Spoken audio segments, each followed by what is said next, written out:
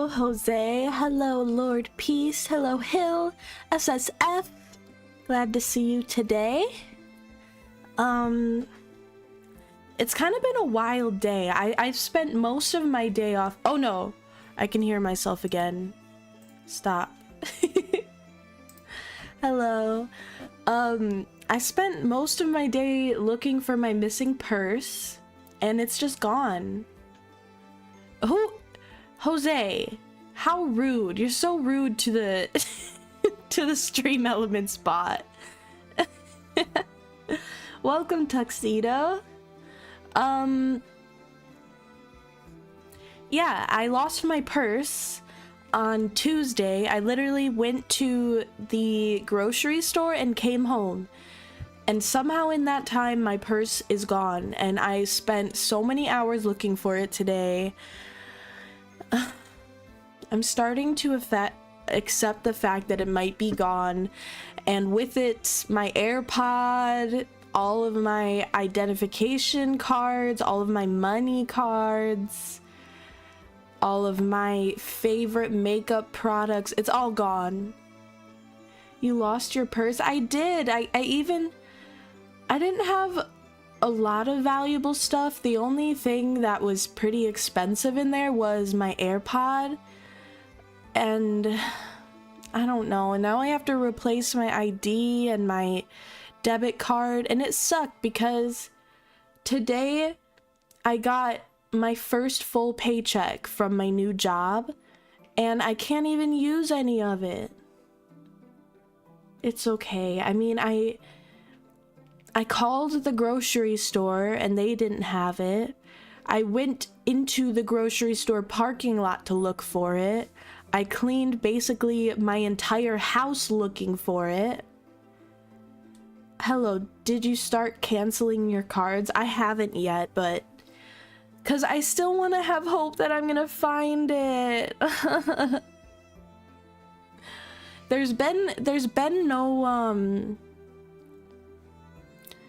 no activity on my cards, so it seems like I don't know, if someone stole it, they're not using the card. I don't know, but we're here. We're gonna read today. We are continuing with the Station 11 book. If you have not, I suggest you start canceling. I probably will after the stream. Because all of my subscriptions, it's so upsetting. You're supposed to cancel them the second you lose them, but I didn't think they were lost. I thought I would be able to find it, and I just can't. But I've been watching all day to make sure that there's no activity on them. Did you get the new job? Do you mean the new dispensary? I don't know. My friend told me that I was gonna receive a call from her boss offering me a job last week, but I never got the call, so I don't really know. Were your headphones Bluetooth? They were, and I would like to track them, but I had lost my AirPod case a long time before, and so I couldn't charge them, so I won't be able to track them. Yeah, it just sucks. I don't know. But we will get to reading today. It's just been so stressful, and today was my day off. I was gonna relax, and then at like noon, I was like, oh, I should go get some food now that I've been paid. And I've basically been looking since then. We all love you, Juno. You know that, right? You know that, right? I do. Don't worry. Actually, let me get some more cozy music for today. My cats are being annoying as usual. Let's see. Where's the usual Minecraft music I use? this one. Or I guess this is a different one. But it's nice.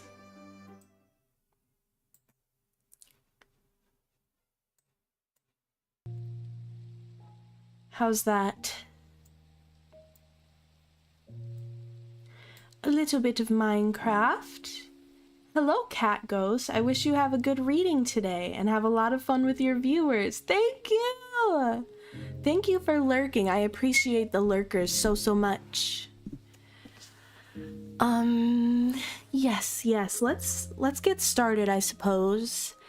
We're continuing with the book we've been reading. It's called Station 11 by Emily St. John Mandel. We are on page 145. We're starting at chapter 24 today. Sounds a bit low, the music. I feel like it's louder now. I just don't want to be louder than myself, you know? How does that sound? Is it too loud now? Okay. Just gonna relax a bit.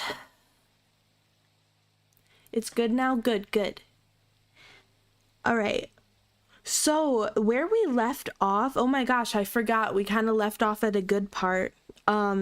Kirsten and August...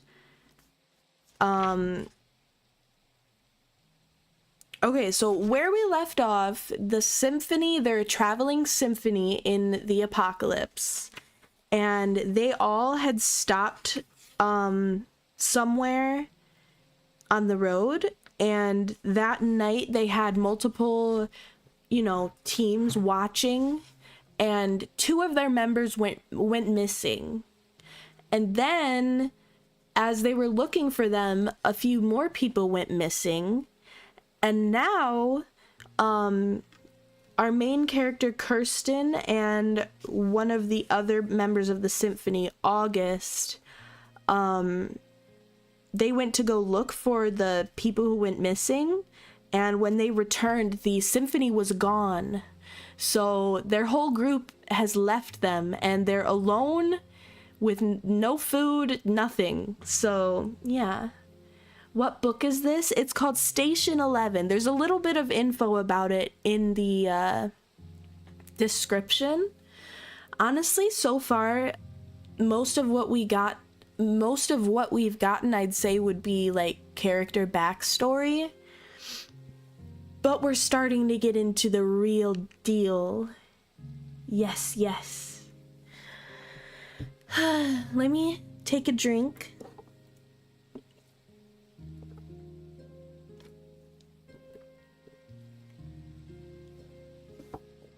And we will begin. Let's see here.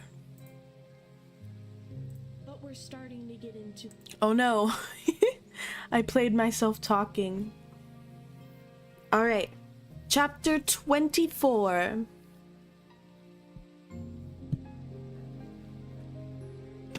The music might be too loud now, huh? I think it might be okay. I think it's okay. Let me just turn it down for myself. We are getting into spicy territory. Okay. On their second day without the symphony, Kirsten and August came upon a line of cars queued along the shoulder of the road. It was late morning and the heat was rising, a hush falling over the landscape. They'd lost sight of the lake. The cars cast curved shadows. They'd been cleaned out, no bones in back seats or abandoned belongings, which suggested someone lived near here and traveled this route. An hour later, they reached a gas station, a low building alone by the road with a yellow seashell sign still standing. Vehicles crowded and blocking one another at the pumps. One was the color of melted butter, black lettering on the side. A Chicago taxicab, Kirsten realized. Someone in the very final days had hailed one of the last taxis in the rioting city, negotiated a price, and fled north. 2 neat bullet holes in the driver's side door. A dog barked and they froze, their hands on their weapons. The man who came around the side of the building with a golden retriever was in his 50s or 60s, gray hair cut very short and a stiff way of moving that suggested an old injury, a rifle held at his side. He had a complicated scar on his face. "Help you?" he asked. His tone wasn't unfriendly, and this was the pleasure of being alive in year 20, this calmer age. For the first 10 or 12 years after the collapse, he would have been much more likely to shoot them on sight. "Just passing through," Kirsten said.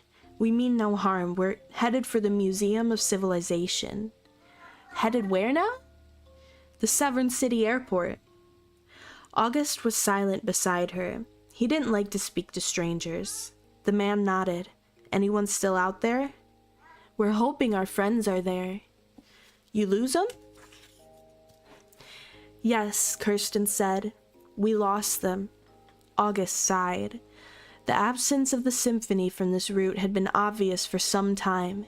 They'd passed over patches of soft earth with no tracks, no horse manure, no recent wheel ruts or footprints, no sign at all that 20-odd people, 3 caravans, and 7 horses were ahead of them on this road. "Well," the man shook his head. "Bad luck. I'm sorry to hear that. I'm Finn, by the way." "I'm Kirsten. This is August." "That a violin case?" Finn asked. "Yes." "You run away from an orchestra?"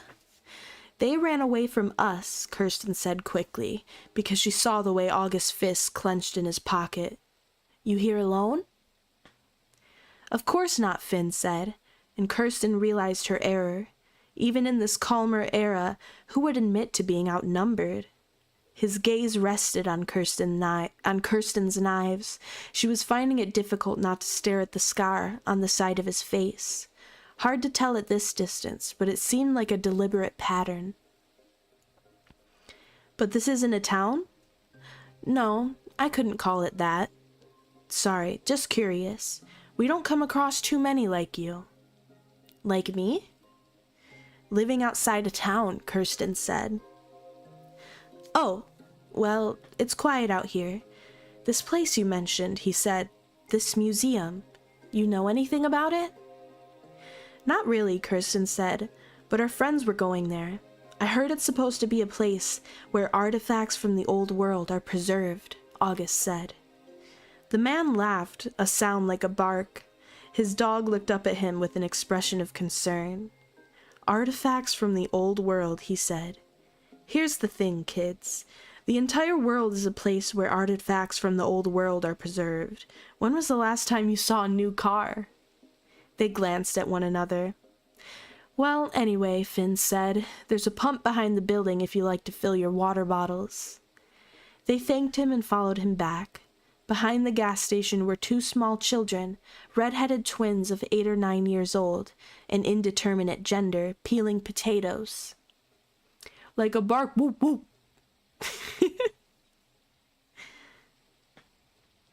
They were barefoot, but their clothes were clean, their hair neatly trimmed, and they stared at the strangers as they approached. Kirsten found herself wondering, as she always did when she saw children, if it was better or worse to have never known a world except the one after the Georgia flu. Finn pointed to a hand pump on the pedestal in the dirt. "We've met," Kirsten said.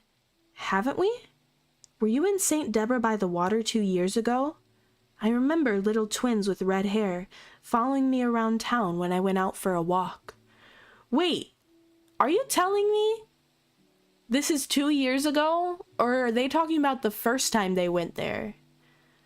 "I don't remember." Finn tensed, and she saw the twitch of his arm that he was on the point of raising his rifle. "Did the prophet send you?" "What? No, it's nothing like that. We've only passed through that town." "We got out as fast as we could," August said. "We're with the traveling symphony." Finn smiled. Well, that explains the violin, he said. I remember the symphony all right. He relaxed his grip on the rifle, and the moment passed.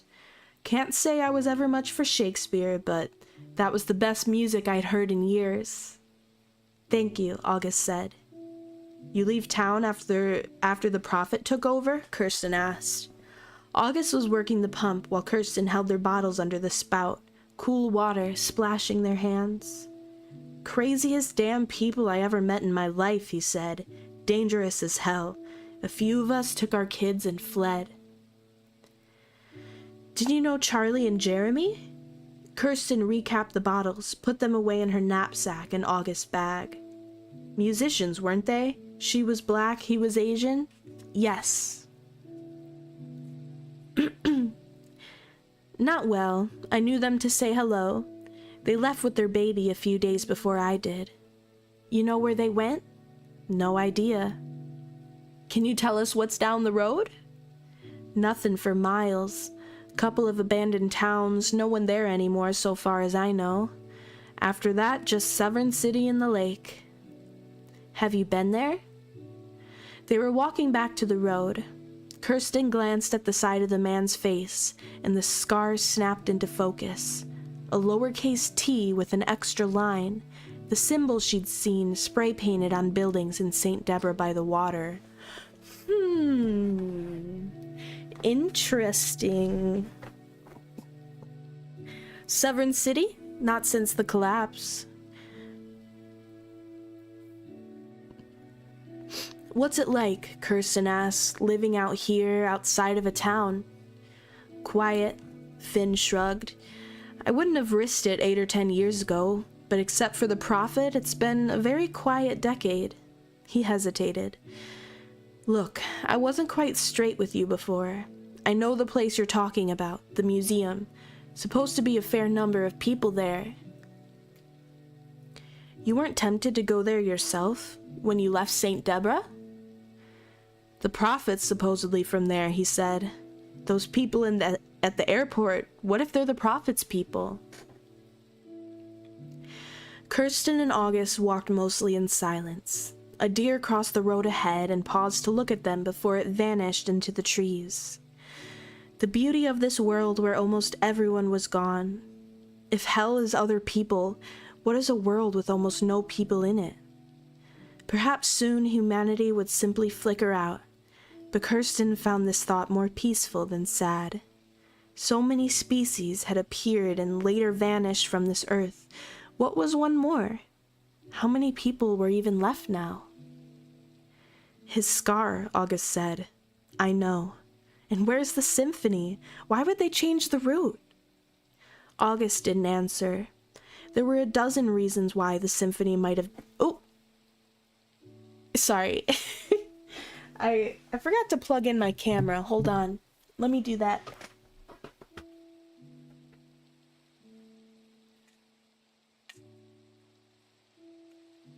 Orion Juno, queen of having to get up during stream and do shit. Ugh.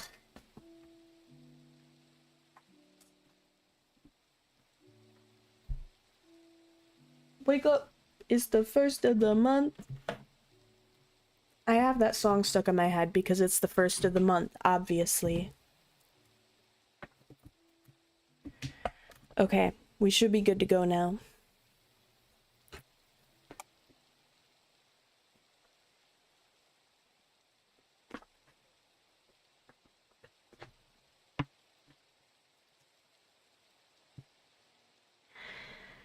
There were a dozen reasons why the symphony might have deviated from the planned route.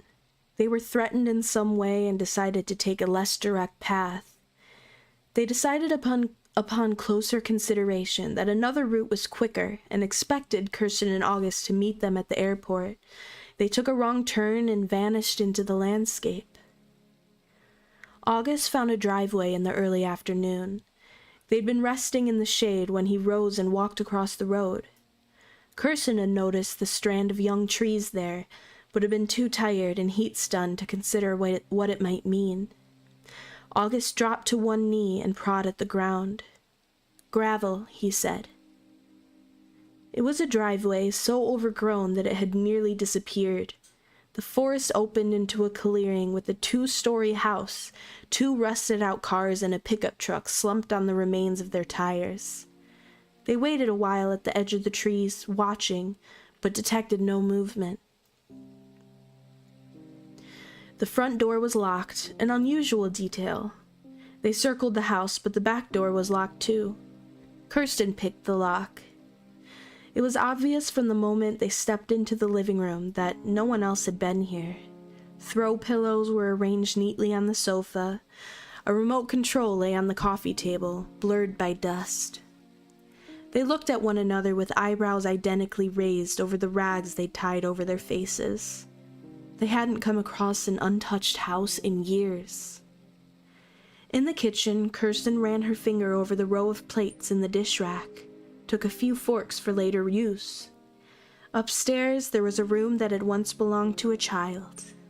The child in question was still present, a husk in the bed. Kirsten pulled a quilt over its head, while August was still going through the downstairs bathroom.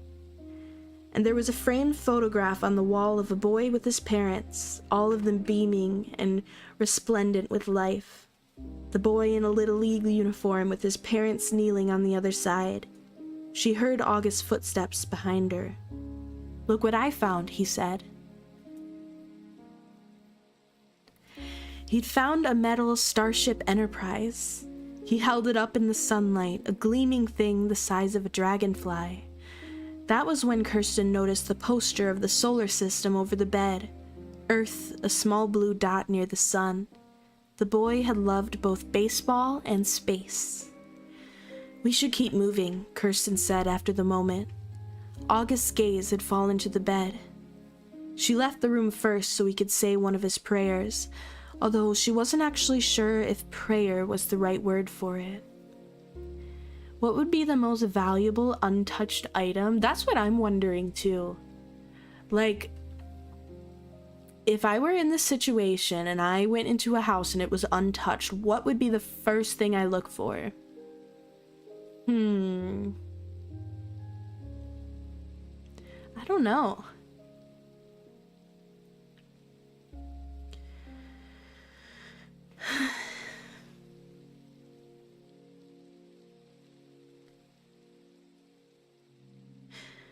She wasn't really sure if prayer was the right word for it. When he murmured over the dead, he seemed to be talking only to them.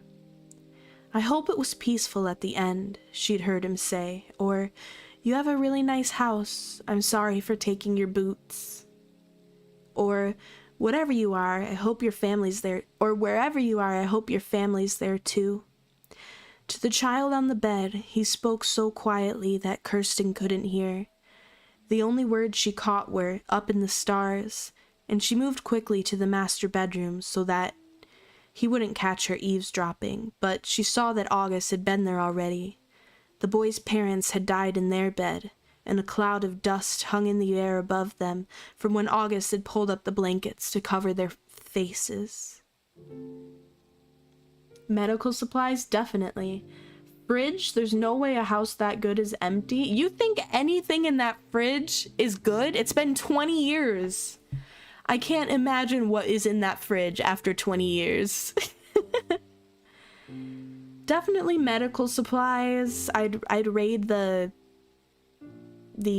bathroom cabinet. You know what? Probably tampons. It's probably so hard to find tampons. Imagine. Damn.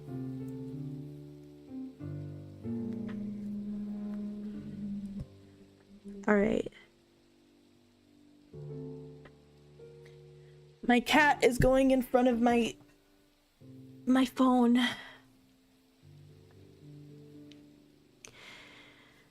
In the ensuite bathroom, I read that so weird. In the ensuite bathroom, Kirsten closed her eyes for just a second as she flipped the light switch. Naturally, nothing happened, but as always in these moments, she found herself straining to remember what it had been like when this motion had worked. Walk into a room, flip a switch, and the room floods with light. The trouble was, she wasn't sure if she remembered or had only imagined remembering this. She ran her fingertips over a blue and white china box on the bathroom counter, admired the rows of Q-tips inside before she pocketed them. They looked useful for cleaning ears and musical instruments. Kirsten looked up and met her own gaze in the mirror. She needed a haircut. She smiled, then adjusted her smile to lessen the obviousness of her most recently missing tooth. She opened a cabinet and stared at a stack of clean towels. The one on top was blue with yellow ducks on it and had a hood sewn into the corner. Why hadn't the parents taken the boy into their bed if they'd all been sick together? Perhaps the parents had died first. She didn't want to think about it. They found and tried 2,000-year-old honey a few months ago? Yo! That's actually wild. I'm gonna have to look that up.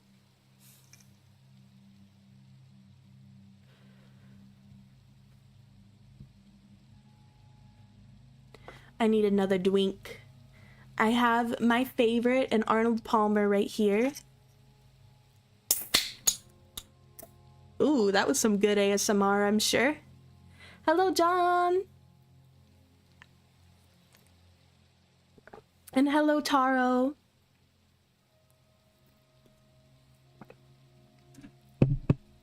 All right.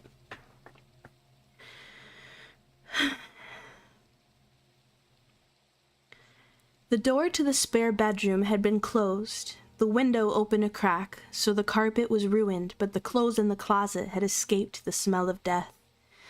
She found a dress she liked, soft blue silk with pockets, and changed into it while August was still in the boys' bedroom. There was also a wedding gown and a black suit. She took these for costumes. What the symphony was doing, what they were always doing, was trying to cast a spell. And what does that say? Oh, costuming. And costuming helped. The lives they brushed up against were work-worn and difficult, people who spent all their time engaged in the tasks of survival. A few of the actors thought Shakespeare would be more relatable if they dressed in the same patched and faded clothing their audience wore, but Kirsten thought it meant something to see Titania in a gown, Hamlet in a shirt and tie. The tuba agreed with her. Hey y'all, I'm just gonna take a nap and listen. Hello! I hope you enjoy. Enjoy your nap. Let me read you to sleep. Bedtime story.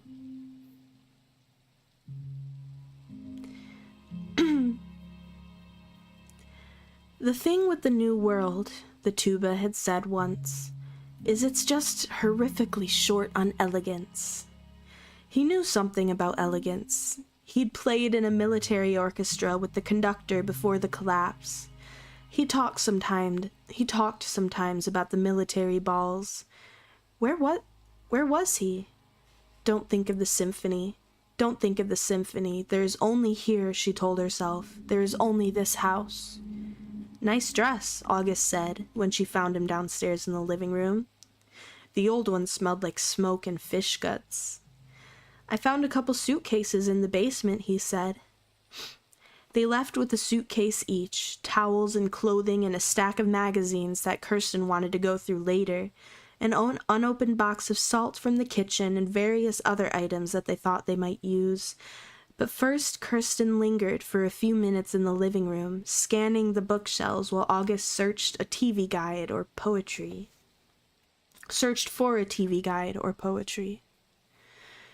You looking for something in particular? He asked after he'd given up the search. Go away, cat.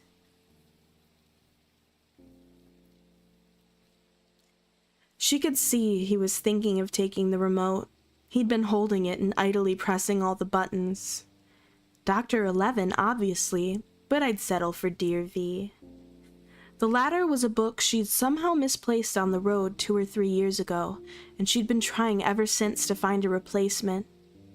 The book had belonged to her mother, purchased just before the end of everything. Dear V, an unauthorized portrait of Arthur Leander. White text across the top proclaimed the book's status as a #1 bestseller. The cover photo was black and white, Arthur looking over his shoulder as he got into a car. The look on his face could have meant anything. A little haunted, perhaps, but it was equally possible that someone had just called his name and he was turning to look at him or her. The book was comprised entirely of letters written to a friend, the anonymous V. When Kirsten had left Toronto with her brother, he told her she could bring back one book in her backpack, just one, so she'd taken Dear V, because her mother had told her she wasn't allowed to read it. Her brother raised an eyebrow but made no remark. A few of the letters. Okay, the next chapter is a book inside a book. So here's some of the letters. Dear V, it's cold in Toronto, but I like where I'm living. The thing I can't get used to is when it's cloudy and about to snow. The sky looks orange. Orange. I know it's just reflected light from the city, but it's eerie. I've been going on long walks lately, because after rent and the laundromat and groceries, I can't really afford transit. Found a penny shining in the gutter yesterday and decided it was a lucky charm. I'm taping it to this letter. Unnaturally shiny, right? For my 19th birthday last night, I went downtown to a dance club with a $5 cover charge. Irresponsible to spend $5 on cover when I'm getting so few hours at the restaurant, but whatever. I like dancing even though I have no idea what I'm doing and probably look like I'm having a seizure. I walked home with my friend Clark, and he was talking about this experimental thing he'd seen where the actors wore giant papier-mâché masks, which sounded so cool but kinda pretentious. I told C that he said, "You know what's pretentious? Your hair." And he wasn't trying to be mean, but in the morning I made breakfast for one of my roommates in exchange for a haircut, and it's not bad, I think. My roommate's in hair school. The ponytail's gone. You won't recognize me. I love this city, and I also hate it, and I miss you. From A.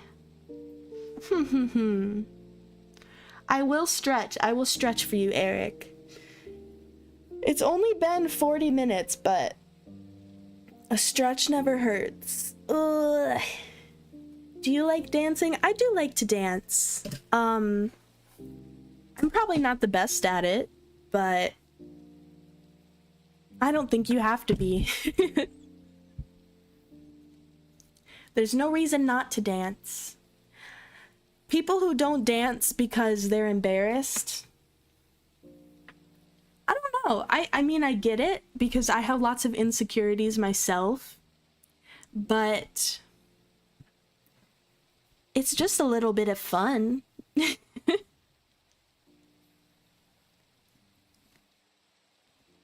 Stretching could hurt if you do it wrong. It's okay, I just did like a little stretch with my arms. Alright, here's the next letter.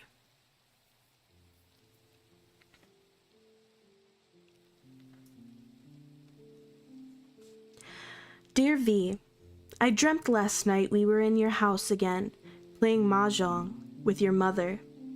I think in real life we only played it that one time, and I know we were both stoned, but I liked it, those little tiles.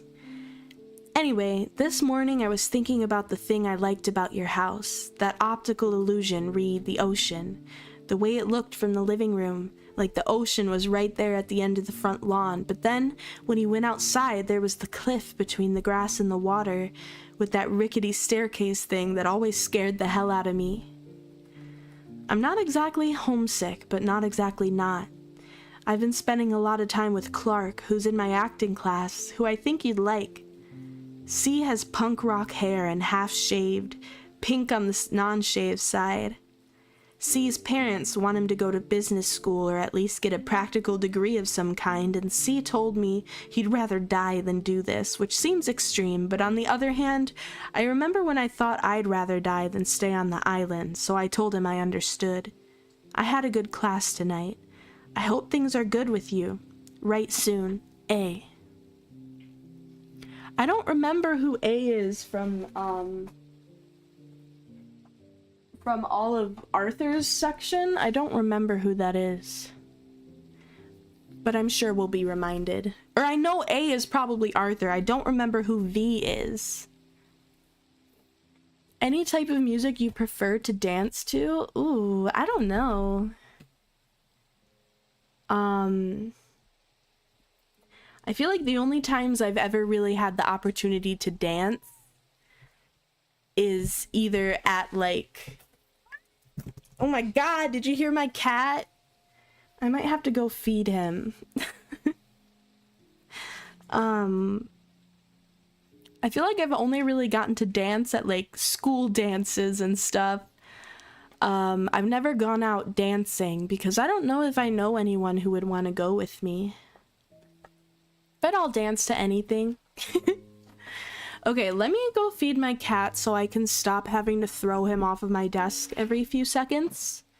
I apologize, I always have to get up from stream, but if I stream around this time, there's no stopping it. My cat is just a menace, so I'll be right back.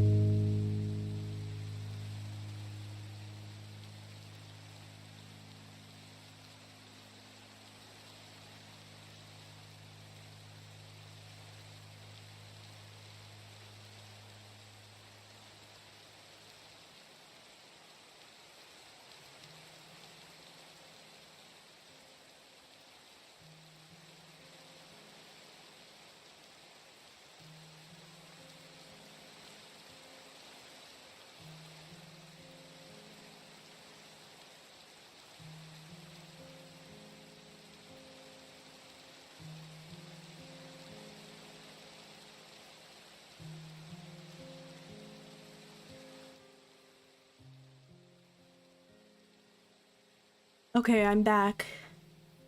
Is everyone fighting over who gets to dance with me? OMG, Juno, we need to take you out. Definitely.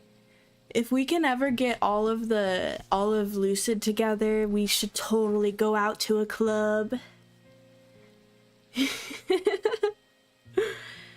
Who would like to take Juno dancing? Raise your hand. Yes!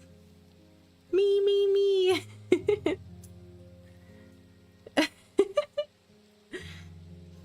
Alright.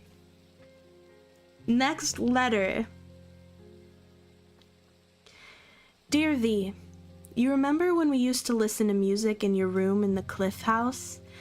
I was thinking about what a nice time that was, even though I was about to leave for Toronto, so it was also sad. I remember staring at the leaves outside your window and trying to imagine I was staring at skyscrapers and what would that be like? Would I miss the leaves, etc. And then I get to Toronto and there's a tree right outside my window, so all I see are leaves. It's a ginkgo though, nothing I'd ever seen out west. It's pretty. The leaves are shaped like little pans. Next letter. Dear V, I'm a terrible actor and this city is fucking freezing and I miss you. A. Dear V, do you remember that night we stayed up to see the comet? Comet Hyakutake. That really cold night in March with the frost on the grass? I remember we whispered the name over and over again. Hyakutake. Hyakutake. I thought it was pretty, that light just hanging there in the sky. Anyway, I was thinking of it just now, and wondered if you remembered that night as well as I do. You can't really see the stars here. Hey. Dear V, I didn't tell you this, but last month in acting class, the instructor told me he felt I was a little flat, which is his way of saying he thinks I'm a terrible actor. He said something vague and almost kind about how difficult it can be to improve. I said, watch me, and he looked surprised and sort of blinked at me and then mostly ignored me for the next 3 weeks. But then last night I was doing my monologue, and when I looked up he was watching me, really watching me, and he said goodnight to me for the first time in weeks, and I felt like there was hope. I'm like a man in a wheelchair watching other people run. I can't see what good acting is, but I can't quite reach it when I'm close. What the hell? Sometimes this book is really hard to read. I can see what good acting is, but I can't quite reach it, but I'm so close sometimes, V. I'm really trying.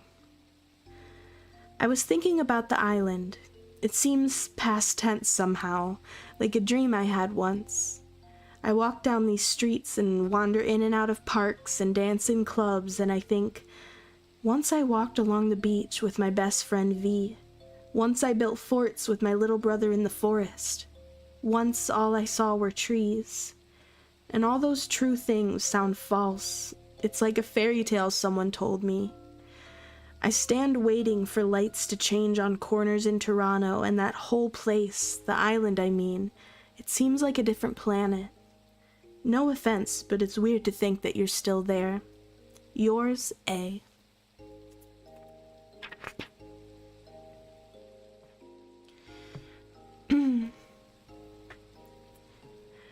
Last letter, dear V, because you haven't answered any of my letters in 4 months, and I haven't written anything longer than a postcard in 5. Today I stepped out and the trees were exploding with spring flowers. Did I dream you walked beside me through these glittering streets? V, sorry, my roommate came home in the generous mood with some excellent pot, and I'm also a little deranged and lonely. You don't know what it's like to be so far from home because you'll never leave, V, will you? I was thinking earlier that to know this city you must first become penniless, because pennilessness, real pennilessness, I mean not having $2 for the subway, forces you to walk everywhere, and you see the city best on foot. Anyway, I'm going to be an actor, and I'm going to be good. That's the important thing.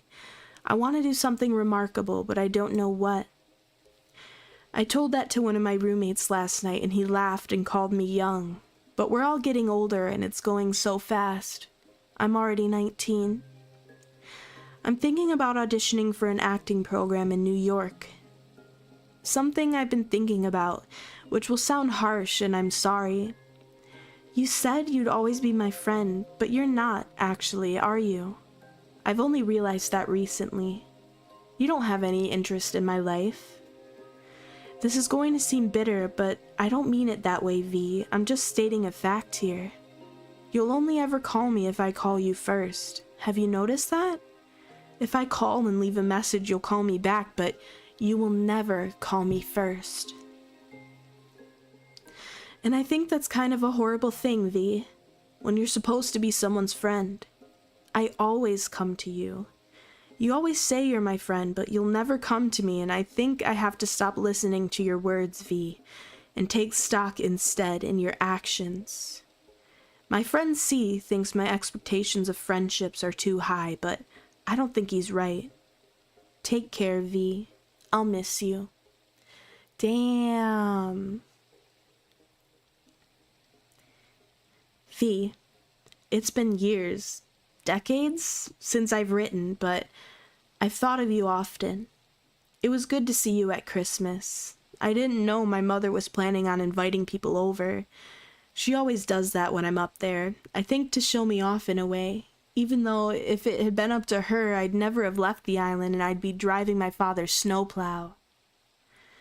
Awkward to be thrown into a room together, but wonderful to see you again and talk to you a little after all this time.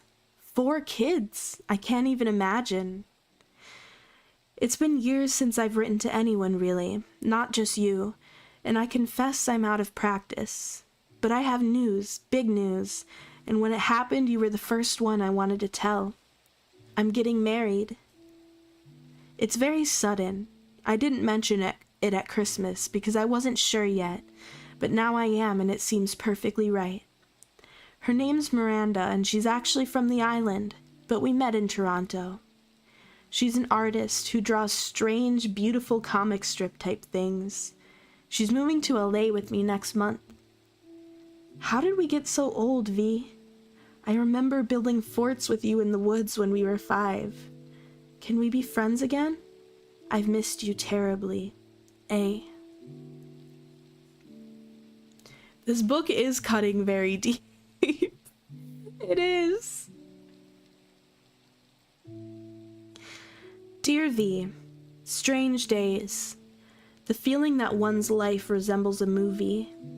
I have such disorientation, V, I can't tell you. At unexpected moments, I find myself thinking, how did I get here? How have I landed in this life? Because it seems like an improbable outcome when I look back at the sequence of events. I know dozens of actors more talented than me who never made it. I've met someone and fallen in love. Elizabeth. She has such grace, beauty, but far more important than that, a kind of lightness that I didn't realize I'd been missing. Excuse me. Excuse me. She takes classes in art history when she isn't modeling or shooting films. I know it's questionable, V. I think Clark knows. Dinner party last night. Very awkward and ill-advised in retrospect. Long story. Seemed like a good idea at the time. And I looked up at one point and he was giving me this look, like I'd disappointed him personally. And I realized he's right to be disappointed. I disappoint myself too. I don't know, V. All is in turmoil. Yours, A. Okay, so we definitely... Thank you, guys. We definitely read about that dinner party, I remember, where he was cheating on Miranda with Elizabeth.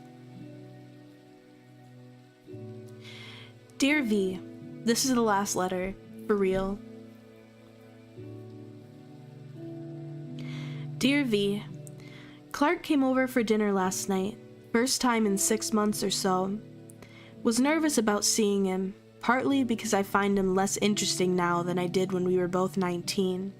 Unkind of me to admit, but can't we just be honest about how people change? Also, partly because last time he was here, I was still married to Miranda, and Elizabeth was just another dinner guest. But Elizabeth cooked roast chicken and did her best impression of a 1950s housewife, and he was taken with her, I think. She kept up her brightest veneer through the whole evening, was completely charming, etc. For once, she didn't drink too much. Do you remember that English teacher we had in high school who was crazy about Yeats? His enthusiasm sort of rubbed off on you, and I remember for a while you had a quote taped in your bedroom wall in the lake house, and lately I've been thinking about it. Love is like the lion's tooth. Yours, A. Ooh, and now we're going back in time. This, oh my god. The next chapter is Elizabeth finding out about this book being published. Thanks for the blessings as well, Juno. Listen, I try my best. Alright, here we go. Chapter 26. Stop trying to get in the closet, please. Please.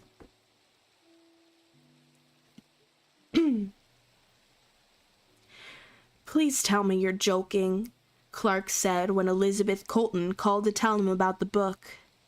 Elizabeth wasn't joking. She hadn't seen the book yet. It wouldn't be released for another week, but she'd been told by a reliable source that both of them were in it. She was furious. She was considering litigation, but she wasn't sure who to sue. The publisher? V? She decided she couldn't reasonably sue Arthur. Arthur. I tried to say Arthur and author at the same time. She decided she couldn't reasonably sue Arthur as much as she'd like to, because he apparently hadn't known about the book either. What does he say about us? Clark asked. I don't know, Elizabeth said, but apparently he talks about his marriages and friendships in detail. The word my friend was used unsparing. Unsparing, Clark said. That could mean anything. Oh, the word my friend used was unsparing. But probably nothing good, he decided. No one's ever described as being unsparingly kind. He liked to describe the people in his life, apparently. At least he had the grace to be upset about it when I called him. A fizz of static on the line. It's called Dear B? Clark was writing this down. This was 3 weeks before the pandemic. They still had the indescribable luxury of being concerned about a book of published letters. Dear V, she's his friend Victoria. Former friend, I'd imagine. I'll call him tomorrow, Clark said. He'll just start rambling and deflecting and obfuscating, she said. Or maybe that's just how he talks to me. Do you ever talk to him and get the sense that he's acting? I actually have to run, Clark said. I've got an 11 a.m. interview. I'm coming to New York soon. Maybe we should meet and discuss this. Okay, fine. He hadn't seen her in years. Have your assistant talk to my admin and we'll set something up. When he hung up the phone, Dear V was all he could think about. He left the office without meeting anyone else's gaze, mortified in a way that somehow precluded talking to his colleagues. Had any of them read the book? And stepped out onto 23rd Street. He wanted to track down Dear V immediately. Surely he knew someone who could get him a copy, but there just wasn't time before his meeting. He was conducting a 360-degree assessment at the water systems consulting firm by Grand Central Station. Over the past several years, these assessments had become his specialty. At the center of each stood an executive whom the client's company hoped to improve, referred to without irony as the target. Clark's current targets include a salesman who made millions for the company but yelled at his subordinates, an obviously brilliant lawyer who worked until 3 a.m. but somehow couldn't meet her deadlines, a public relations executive whose skill in handling clients was matched only by his utter ineptitude at managing his staff. Each of Clark's assessments involved interviewing a dozen or so people who worked in close proximity to the target, presenting the target with a series of reports consisting of anonymized interview comments, positive comments first to soften the blow of the takedowns, and then, in the project's final phase, a few months of coaching. 23rd Street wasn't busy, a little early for the lunch crowd, but he kept getting trapped behind iPhone zombies, people half his age who wandered in a dream with their eyes fixed on their screens. He jostled 2 of them on purpose, walking faster than usual, upset in a fundamental way that made him feel like punching walls, like running full speed, like throwing himself across a dance floor, although he hadn't done that in 2 decades. Hello, Nord, welcome. When Arthur danced, he'd had a way of flailing just on the edge of the beat. A young woman stopped abruptly at the top of the subway stairs, and he almost crashed into her, glared as he brushed past. She didn't notice, enraptured by her screen, and she stepped aboard a train just before the doors closed, the day's first small moment of grace. He stowed all the way to Grand Central Station, where he took the stairs 2 at a time to a marble corridor just off the main concourse, passed briefly through the spiced air of Grand Central Market and down a connecting passage to the Gray Bar building. "I'm sorry I'm late," he said to his interviewee, who shrugged and gestured him into the visitor's chair. "If you think 2 minutes counts as late, we're not going to get along very well." Was that a Texas accent? Dahlia was in her late 30s or early 40s, with a sharp-edged haircut and red-framed glasses that matched her lipstick. Clark went into the usual introduction and preamble about the 360 that they were doing. Her boss is the target. The way he was interviewing 15 people and it would all be anonymous. Comments split off and categorized into separate reports for subordinates, peers, and superiors, with a minimum of 3 in each group, etc. He listened to his voice from a distance, and he was pleased to note that it sounded steady. "So the point," she said, "if I'm understanding correctly, is to change my boss?" "Well, to address some areas of potential weakness," Clark said, thinking of Dear V again as he said this, because isn't indiscretion the very definition of weakness? "To change him," she insisted with a smile. "I suppose you could see it that way." She nodded. "I don't believe in the perfectibility of the individual," she said. "Ah," he said. The thought that crossed his mind was that she looked a little old to be talking like a philosophy undergrad. How about the improvement of the individual, then? "I don't know." She leaned back in her chair, arms folded, considering the question.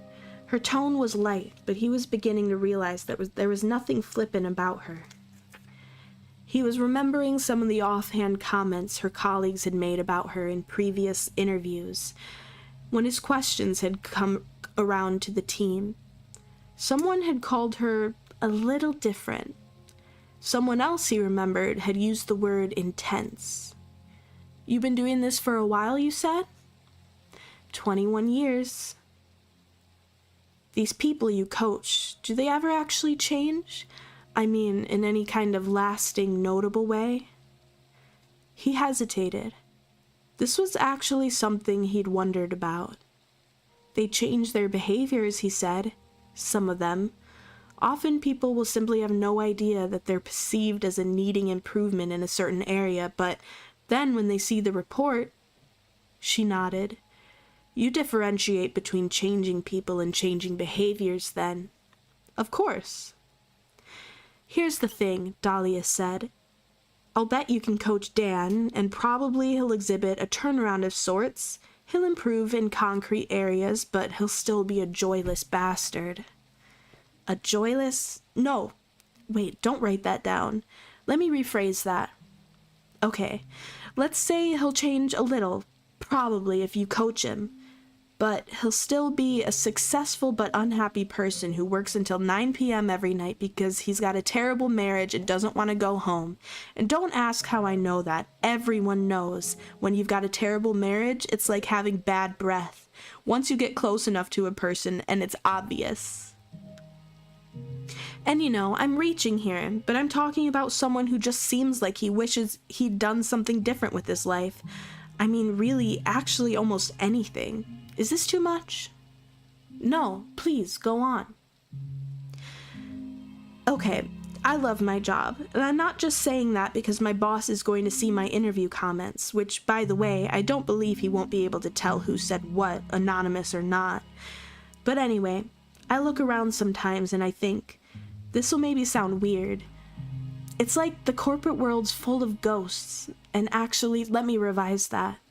My parents are in academia, so I've had a front row seats for that horror show. I know academia's not so different, so maybe a fairer way of putting this would be to say that adulthood's full of ghosts. damn, this shit's about to be, super real again. I'm sorry, I'm not sure I'm talking about these people who've ended up in one life instead of another, and they're just so disappointed. Do you know what I mean? They've done what's expected of them. They want to do something different, but it's impossible now. There's a mortgage, kids, whatever. They're trapped. Dan's like that. You don't think he likes his job then? Correct, she said. But I don't think he even realizes it. You probably encounter people like him all the time, high-functioning sleepwalkers, essentially. What was it in this statement that made Clark want to weep? He was nodding, taking down as much as he could. Do you think he'd describe himself as unhappy in his work? No, Dahlia said. Because I think people like him think work is supposed to be drudgery punctuated by very occasional moments of happiness. But when I say happiness, I mostly mean distraction. You know what I mean? No, please elaborate. Okay, say you go into the break room, she said, and a couple people you like are there. Say someone's telling a funny story, you laugh a little, you feel included. Everyone's so funny. You go back to your desk with a sort of, I don't know, I guess afterglow would be the word. You go back to your desk with an afterglow, but then by 4 or 5 o'clock, the day's just turned into yet another day, and you go on like that, looking forward to 5 o'clock and then the weekend and then your 2 or 3 annual weeks of paid vacation time, day in, day out, and that's what happens to your life. Right, Clark said. He was filled in that moment with an inexpressible longing. The previous day, he'd gone to the break room and spent 5 minutes laughing at a colleague's impression of a Daily Show bit. That's what passes for life, I should say. That's what passes for happiness for most people. Guys like Dan, they're like sleepwalkers, she said. And nothing ever jolts them awake. He got through the rest of the interview, shook her hand, walked out through the vaulted lobby of the Gray Bar building to Lexington Avenue. The air was cold, but he longed to be outside, away from other people. He took a long and I've never seen this word before, circuitous route, veering 2 avenues each east to the relative quiet of 2nd Avenue. He was thinking of the book and thinking of what Dahlia had said about sleepwalking, and a strange thought came to him. Had Arthur seen that Clark was sleepwalking? Would this be in the letters to V?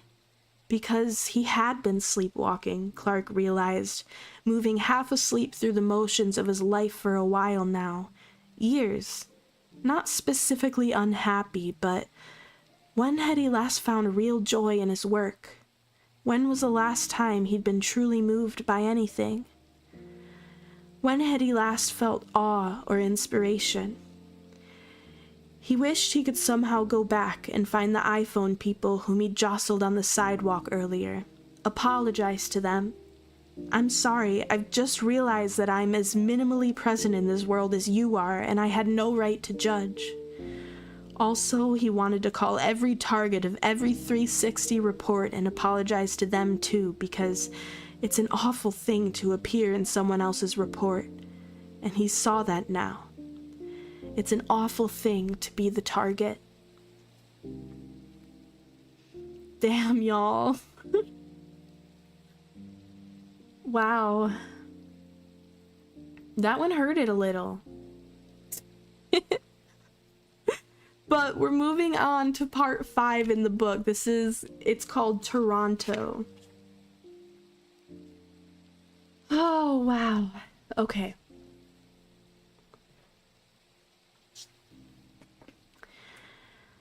Chapter 27.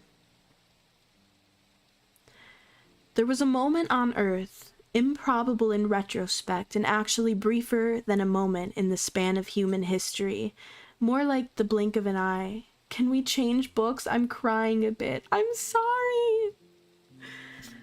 all the books I like to read are just a little bit sad, so I apologize. But we're this far. We're like 160, almost 170 pages in. I want to see what happens to them.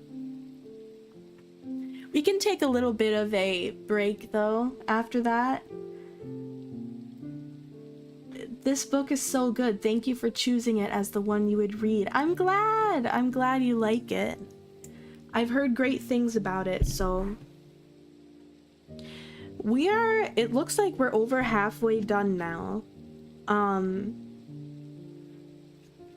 And I'll be honest, not a ton has happened, but it has been nice.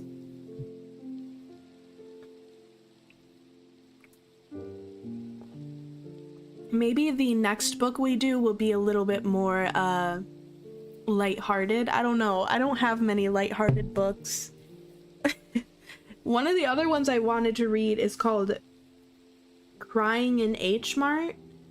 But that one's like a real life story, so it might be even sadder. I don't know.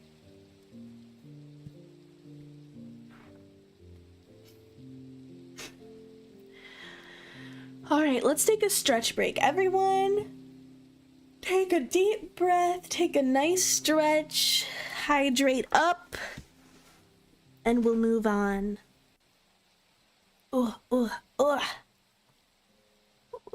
Let's read The Hungry Caterpillar. Ooh. I actually do think I have a couple of my old books from when I was a kid.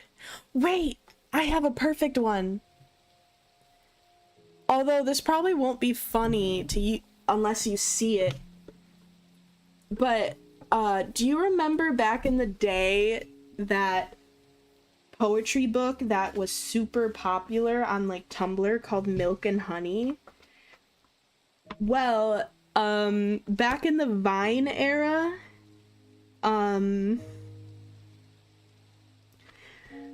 someone made a book called Milk and Vine, where they made popular vines into poems, illustrated poems. And this book was only sold for a little while because I think they got in legal trouble for this, but I have a copy of it and it's quite good. Yeah, the one by Rupi Kaur. I don't know how to say it. Rupi Kaur? I'm not sure how to say it. Kaur? But this is like a Vine parody version. Here, I'll read the first few pages as a palate cleanser.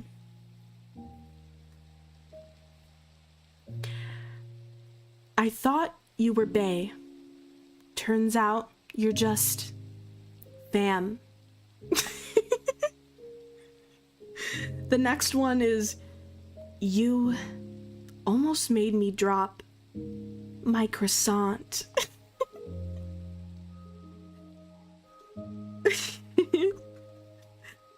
They have Happy Christmas, it's Christmas, Merry Crisis, Merry Chrysler, all of the classics. They have This Bitch Empty, yeet.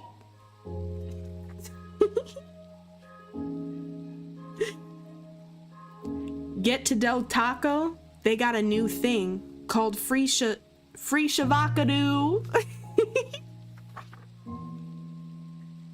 Oh, this was one of my favorite vines. Mother trucker, dude, that hurt like a butt cheek on a stick. Oh, this one also. You're not my dad. You always want to hear something. Ugly ass fucking noodle head. Whoever threw that paper, your mom's a hoe. Yeah, they've got all the classics. But it's better if you see it like with the illustrations. Okay, the Vine book will be our little giggle in between the sad parts of this book.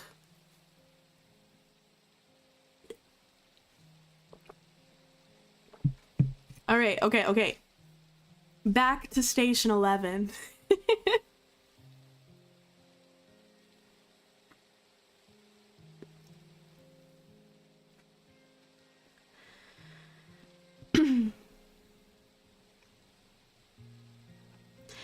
There was a moment on Earth, improbable in retrospect and actually briefer than a moment in the span of human history, more like the blink of an eye, when it was possible to make a living solely by photographing and interviewing famous people.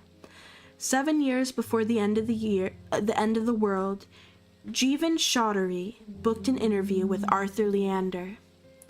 It does have illustrations. They're like little funny ones. It's like the ones that were in Milk and Honey, but they're like goofy.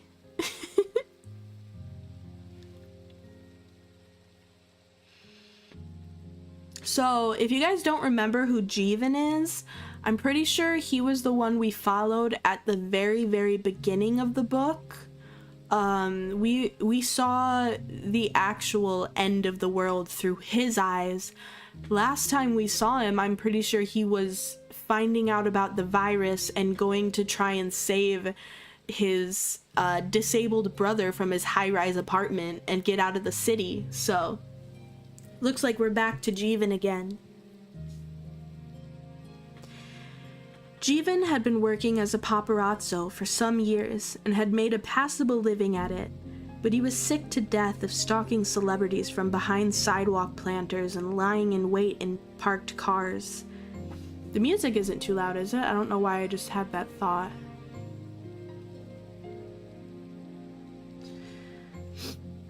So he was trying to become an entertainment journalist, which he felt was sleazy, but less sleazy than his current profession. "I know this guy," he told an editor who'd bought a few of his photos in the past when the subject of Arthur Leander came up over drinks. "I've seen all of his movies, some of them twice. I've stalked him all over town. I've photographed his wives. I can get him to talk to me." The editor agreed to give him a shot. So on the appointed day, Jeevan drove to a hotel and presented his ID and credentials to a young publicist stationed outside a penthouse suite. "You have 15 minutes, she said, and ushered him in. The suite was all parquet floors and bright lighting. There was a room with canopies on a table. Wait, I don't know what this word is. Canapes? C-A-N-A-P-E-S with a, what's the word? A little mark over the E? Why can't I remember the word for that? An accent over the E, yes. I don't know what that word means.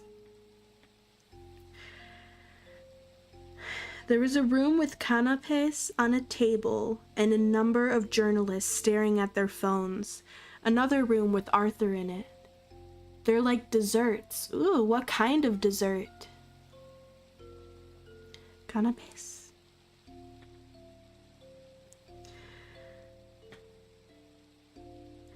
The man whom Jeevan believed to be the finest actor of his generation sat in an armchair by a window that looked over downtown Los Angeles. Jeevan, who had an eye for expensive things, registered the weight of the drapes, the armchair's sleek fabric, the cut of Arthur's suit.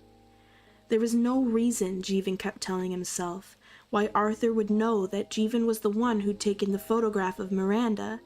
But of course there was. All he could think of was how stupid he'd been to tell Miranda his name that night. Oh yeah, okay, I remember now. The night of the dinner party where Arthur was cheating on his wife Miranda with a woman named Elizabeth, Miranda was upset and she went outside to have a smoke. And there was paparazzi at their driveway. Or I think she may have walked over to the paparazzi to grab a cigarette from them. And Jeevan ended up being that paparazzo, and he totally exploited her and took a picture of her. So yeah.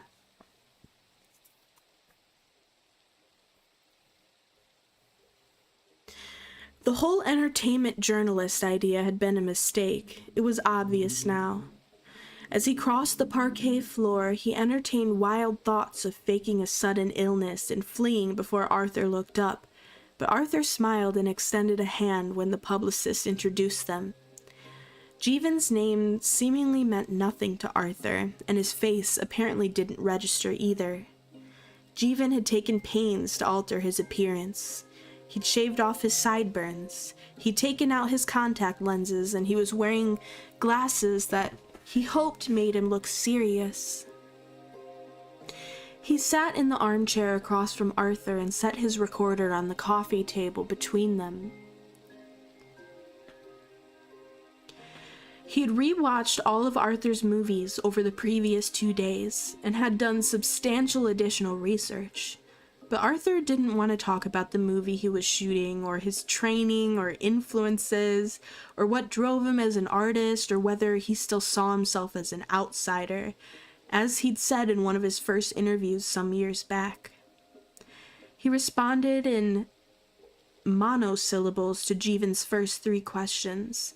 He seemed dazed and hungover. He looked like he hadn't slept well in some time. "So tell me," he said, after what seemed to Jeevan to be an uncomfortably long silence. His publicist had deposited an emergency cappuccino into his hands a moment earlier. "How does a person become an entertainment journalist?" "Is this one of those postmodern things?" Jeevan asked, "where you turn the tables and interview me like those celebrities who take photos of the paparazzi?" Careful, he thought. His disappointment at Arthur's disinterest in talking to him was curdling into hostility, and beneath that lurked a number of larger questions of the kind that kept him up at night. Interviewing actors was better than stalking them, but what kind of journalism career was this? What kind of life? Some people managed to do things that actually mattered. Some people, his brother Frank for example, were currently covering the war in Afghanistan for the Reuters. Jeevan didn't specifically want to be Frank, but he couldn't help but feel that he'd made a number of wrong turns in comparison. "I don't know," Arthur said. "I'm just curious. How'd you get into this line of work?" Gradually, and then suddenly. The actor frowned as if trying to remember something. "Gradually, and then suddenly," he repeated. He was quiet for a moment. "No, seriously," he said, snapping out of it. "I've always wondered what drives you people." "Money, generally speaking." "Sure, but aren't there easier jobs? This whole entertainment journalism thing. I mean, look, I'm not saying a guy like you is the same as the paparazzi." "Thank you for paying so little attention," Jeevan thought. "I know what you do isn't the same thing as what they do, but I've seen guys—" Arthur held up a hand. "Hold that thought," and swallowed half of his cappuccino. The infusion of caffeine made his eyes widen slightly. "I've seen guys climb trees," he said. "I'm not kidding. This was during my divorce, around the time Miranda moved out. I'm washing the dishes, I look out the window, and there's this guy balancing up there with the camera." "You wash dishes?" "Yeah, the housekeeper was talking to the press, so I fired her and then the dishwasher broke." "Never rains, but it pours, right?" Arthur grinned. "I like you," he said. Jeevan smiled, embarrassed by how flattered he was by this. "It's an interesting line of work," he said. "One meets some interesting people. One also meets some of the most boring people on the face of the earth, but he thought a little flattery couldn't hurt." "I've always been interested in people," Arthur said. "What drives them? What moves them? Just that kind of thing." Jeevan searched his face for some sign of sarcasm, but he seemed utterly sincere. "Me too, actually." "I'm just asking," Arthur said, "because you don't seem like most of the others." "I don't? Really?" "I mean, did you always want to be an entertainment guy?" "I used to be a photographer." "What kind of photography?" Arthur was finishing his cappuccino. "Weddings and portraits." "And you went from that to writing about people like me?" "Yes," Jeevan said, "I did." "Why would you?" I was sick of going to weddings. The pay was better, it was less of a hassle. Why do you ask? Arthur reached across the table and turned off Jeevan's tape recorder. Do you know how tired I am of talking about myself? You do give a lot of interviews. Too many. Don't write that I said that. It was easier when it was just theater and TV work. The occasional profile or feature or interview or whatever. But you get successful in movies and Christ, it's like this whole other thing. He raised his cup in a cappuccino signaling motion, and Jeevan heard the publicist's heels clicking away on the floor behind him. Sorry, he said. I know it's a little disingenuous to complain about a job like mine. You have no idea, Jeevan thought. You're rich and you'll always be rich, and if you wanted to, you could stop working today and never work again. But you've been doing movies for years, he said in his most neutral tone. Yeah, Arthur said. I guess I'm still not used to it. It's still somehow embarrassing, all the attention. I tell people I don't notice the paparazzi anymore, but I do. I just can't look at them. Which I appreciate, Jeevan thought. He was aware that his 15-minute allotment was trickling away. He held up the recorder so Arthur would notice it, pressed the record button, and set it on the coffee table between them. You've had considerable success, Jeevan said. And with that comes, of course, a certain loss of privacy. Is it fair to say that you find the scrutiny difficult? Arthur sighed. He clasped his hands together, and Jeevan had an impression that he was gathering his strength. You know, Arthur said clearly and brightly, playing a new devil-may-care individual who wouldn't sound in the playback like he was pale and obviously sleep-deprived with dark circles under his eyes. I just figure that's part of the deal, you know. We're so lucky to be in this position, all of us who make our living as actors, and I find complaints about invasion of privacy to be disingenuous, frankly. I mean, let's be real here. We wanted to be famous, right? It isn't like we didn't know that what we'd be facing going in. The speech seemed to take something out of him. He wilted visibly and accepted a new cappuccino from his publicist with a nod of thanks. An awkward silence ensued. So you just flew in from Chicago, Jeevan said, at a loss. Yes, I did. Arthur reached and turned off Jeevan's recorder again. Tell me something, he said. What did you say your name was? Jeevan Chaudhary. If I tell you something, Jeevan Chaudhary, how long do I have before it appears in print? Well, Jeevan said, what do you want to tell me? Something no one else knows, but I want 24 hours before it appears anywhere. Arthur, the publicist said from somewhere behind Jeevan, we live in the information age. It'll be on TMZ before he gets to the parking lot. I'm a man of my word, Jeevan said. At this point in his directionless life, he wasn't sure if this was true or not, but it was nice to think that it might be. What does that mean? What does that mean? Arthur asked. It means I do what I say I'm going to do. Okay, look, Arthur said, if I tell you something, guaranteed exclusive?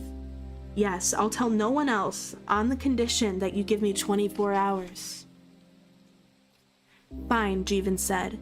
I could give you 24 hours until it runs. Not just until it runs. 24 hours until you tell another living soul, because I don't want some intern at wherever the hell you work just leaking it themselves. Okay, Jeevan said. 24 hours before I tell another living soul. He was pleased by the intrigue. Arthur, the publicist said, could I speak with you for a moment? No, Arthur said. I have to do this. You don't have to do anything, she said. Remember who you're talking to. I'm a man of my word, Jeevan repeated. This sounded a little sillier the second time. You're a journalist, she said. Don't be ridiculous. Arthur! Okay, look, Arthur said to Jeevan. I came here directly from the airport. Okay. I came here 2 hours early, almost 3 hours actually, because I didn't want to go home first. Why didn't... I'm leaving my wife for Lydia Marks, Arthur said. Oh my god, the publicist said. Lydia Marks was Arthur's co-star on the film that had just wrapped in Chicago. Jeevan had photographed her coming out of a club once in Los Angeles, bright-eyed and almost supernaturally put together at 3 in the morning. She was the sort of person who liked the paparazzi and sometimes actually called them in advance. She'd flashed him a winning smile. You're leaving Elizabeth Colton, Jeevan said. Why? Because I have to. I'm in love with someone else. Why are you telling me this? I'm moving in with Lydia next month, he said, and Elizabeth doesn't know yet.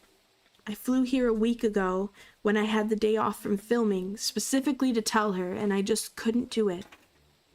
Look, here's what you have to understand about Elizabeth. Nothing bad has ever happened to her. Hello, Alexandro. How are you?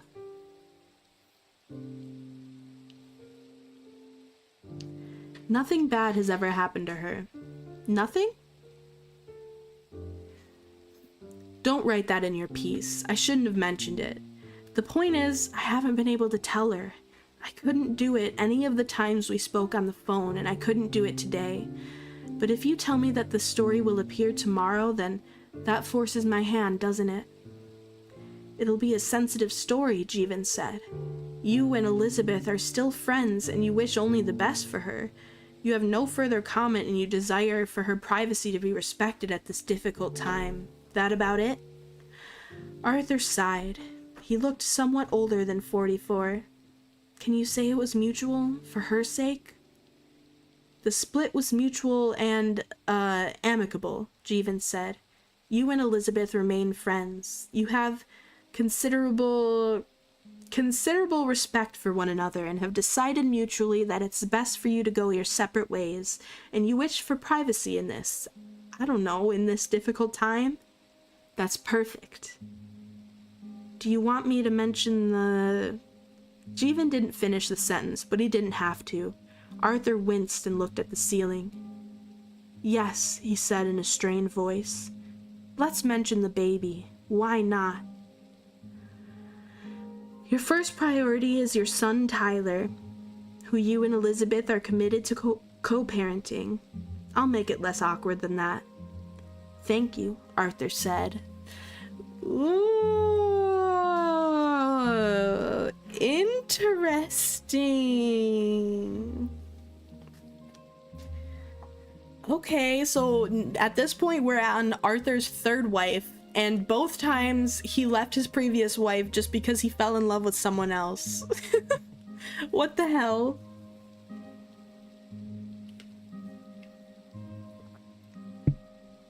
I feel like maybe you just should stop getting married to people if you don't like commitment.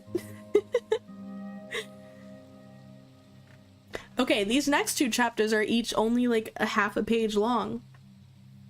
Chapter 28. Arthur thanked him, and then what?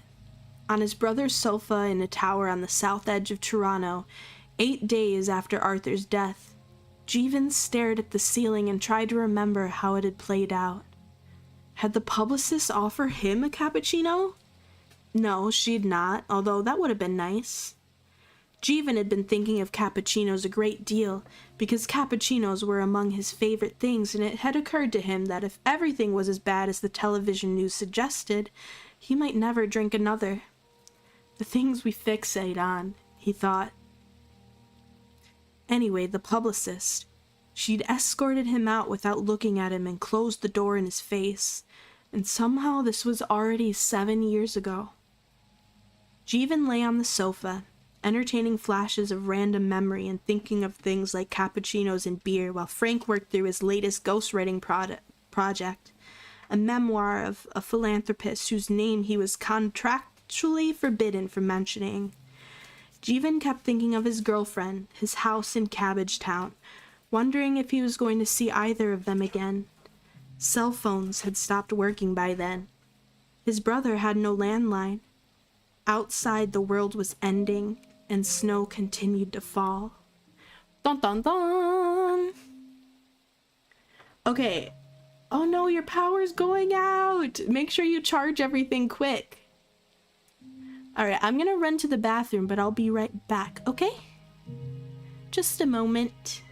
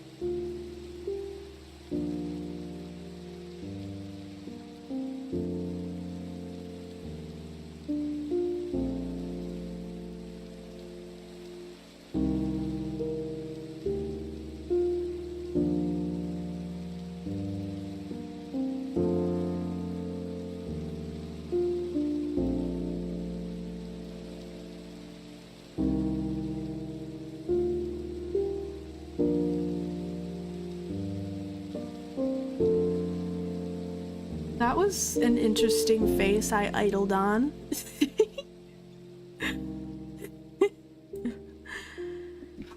Oh, it's too late. I'm already back, Eric. Okay, let's do this other short chapter. All right.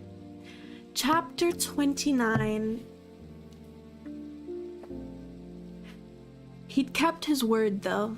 This was one of the very few moments Jeevan was proud of. This was one of the very few moments Jeevan was proud of in his professional life. He'd told no one about Arthur and Elizabeth's split. Absolutely no one for a full 24 hours after the interview. What are you smiling about? Frank asked. Arthur Leander. In a different lifetime, Jeevan had stood outside Arthur's house by the hour, smoking cigarettes and staring up at the windows, dazed with boredom.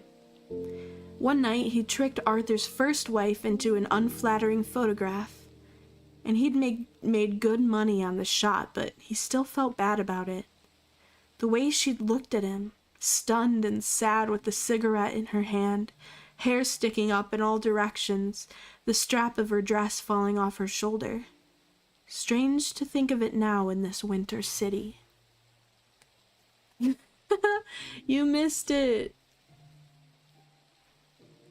Yes, it is story time. Welcome to the stream. We're on chapter 30, actually. That's a milestone. All right, chapter 30. You've got to stop singing that song, Frank said. Sorry, but it's the perfect song. I don't disagree, but you've got a terrible singing voice. It was the end of the world as they knew it. Jeevan had had that song stuck in his head for several days now, ever since he'd appeared on his brother's doorstep with the shopping carts. For a while they lived in front of the television news, low volume, a murmured litany of nightmares that left them drained and reeling, drifting in and out of sleep. How could so many die so quickly? The numbers seemed impossible. Jeevan taped plastic over all of the air ducts in the apartment and wondered if this was strong enough, if the virus could still reach them, either through or perhaps somehow around the edges of the tape. He rigged Frank's bath towels over the windows to prevent stray light from escaping at night, and pushed Frank's dresser in front of the door. People knocked sometimes, and when they did, Jeevan and Franks fell silent. They were afraid of everyone who wasn't them. Twice someone tried to break in, scratching around the lock with some metal tool while Frank and Jeevan waited in an agony of stillness, but the deadbolt held. Days slipped past and the news went on until it began to seem abstract, a horror movie that wouldn't end. The newscasters had a numb, flattened way of speaking. They sometimes wept. Hello, welcome, Red! Good thing is it's raining where I live, so it adds to the ambiance. Ooh, I like.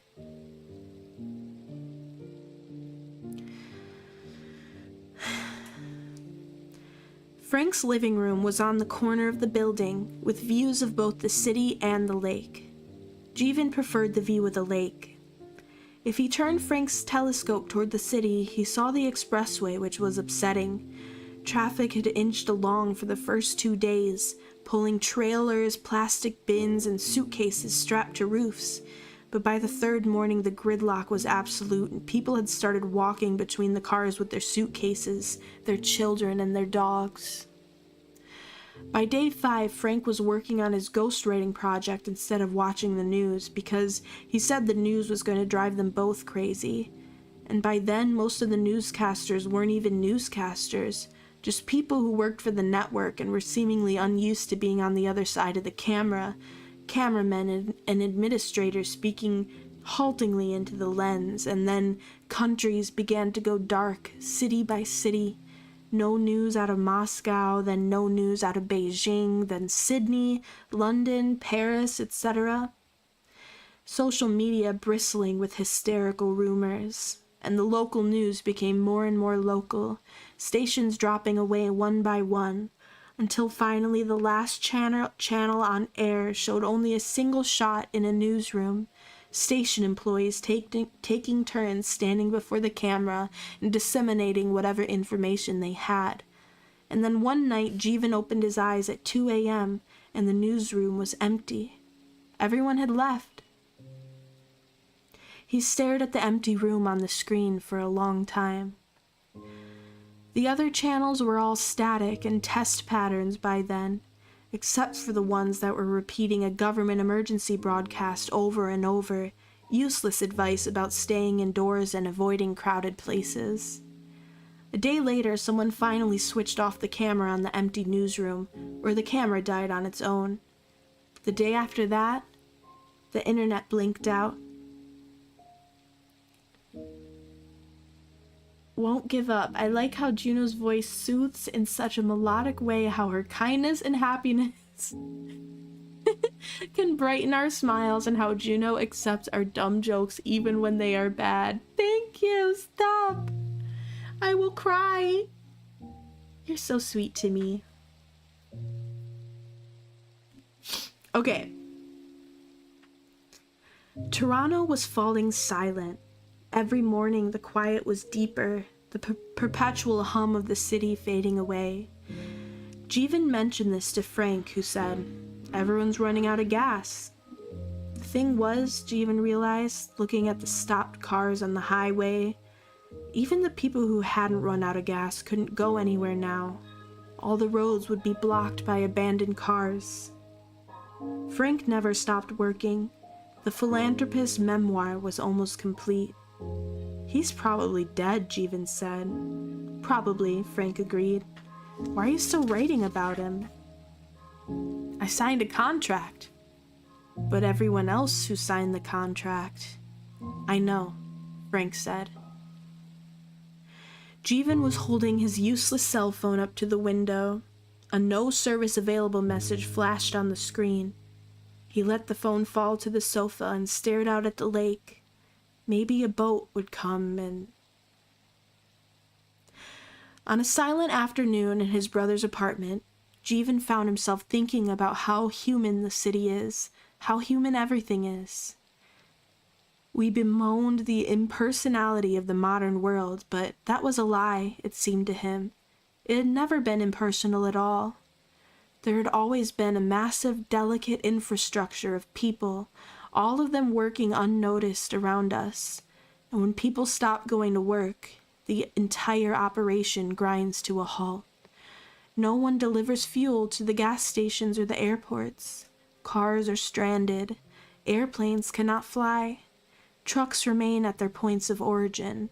Food never reaches the cities. Grocery stores close. Businesses are locked and then looted. No one comes to work at the power plants or the substations. No one removes fallen trees from electrical lines. Jeevan was standing by the window when the lights went out. There was a stupid moment or two when he stood near the front door, flipping the light switches. On, off, on, off. Stop it, Frank said. He was taking notes in the margin of his manuscript in the gray light that seeped in through the blinds. You're driving me crazy. Frank was hiding in his project, Jeevan had realized, but he couldn't begrudge Frank the strategy. If Jeevan had a project, he'd have hidden it too. It could just be us, Jeevan said. Maybe just a blown fuse in the basement? Of course it isn't just us. The only remarkable thing is that the lights stayed on as long as they did. It's like the treehouse, Frank said. This was sometime around day 30, a few days after the end of running water. Whole days passed when they didn't speak, but there were inexplicable moments of peace. Jeevan had never felt so close to his brother. Frank worked on the philanthropist's memoir, and Jeevan read. He spent hours studying the lake through this telescope, but the sky and the water were empty. No planes, no ships, and where was the internet? He hadn't thought of the treehouse in a long time. It had been in the backyard of their childhood home in Toronto suburbs, and they'd stayed up there for hours at a time with comic books. There was a rope ladder that could be pulled up to thwart would-be invaders. We can wait this out for quite a while, Jeevan said. He was surveying the water supply, which was still reasonable. He'd filled every receptacle in the apartment with water before it stopped coming out of the taps, and more recently he'd been catching snow in pots and bowls on the balcony. Yes, Frank said. But then what? Well, we'll just stay here till the lights come back on or the Red Cross shows up or whatever.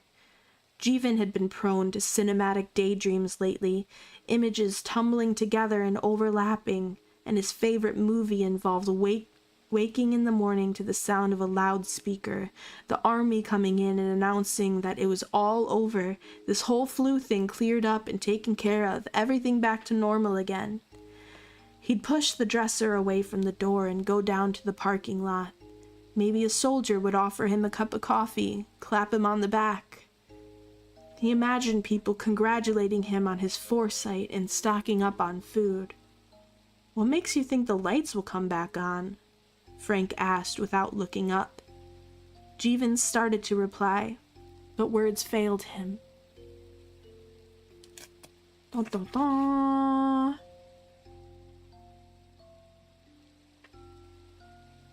Chapter 31. Interview of Kirsten Raymond by Francois Diallo, librarian of the New Petoskey Library and publisher of the New Petoskey News, Year 15, continued.— Forgive me, I shouldn't have asked about the knife tattoos. Kirsten. Forgiven. Diallo. Thank you. I wondered, though, if I might ask you about the collapse. Kirsten. Sure. Diallo. You were in Toronto, I think. Were you with your parents? Kirsten. No. That last night, day one in Toronto, or I guess it's night one, isn't it? Whatever you want to call it. I was in a production of King Lear, and the lead actor died on stage. His name was Arthur Leander. You remember, we talked about this a few years ago, and you had his obituary in one of your newspapers. Diallo. It is a chapter book. We're on chapter 31. If you want to see the previous streams, there's been like 2 or 3 reading streams before this where we started this book, so you can catch up if you'd like.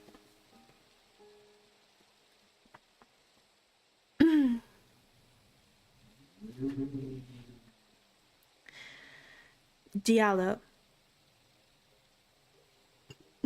Perhaps you wouldn't mind for the benefit of our newspaper's readers.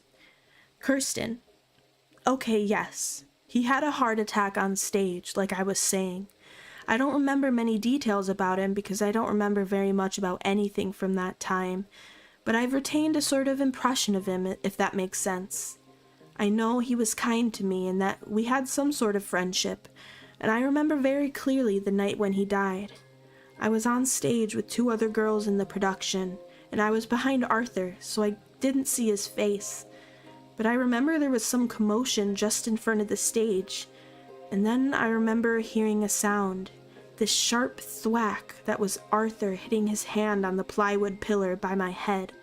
He'd sort of stumbled back, his arm flailed out, and then a man from the audience had climbed up on stage and was running toward him. Diallo. The mystery audience member who knew CPR. He's in the New York Times obituary. Kirsten. He was kind to me. Do you know his name? Diallo. I'm not sure anyone does. My brain is too small for that. That's okay. You can just listen. You don't need all the background. Jeevan was the one who tried to save Arthur on stage, if anyone forgot.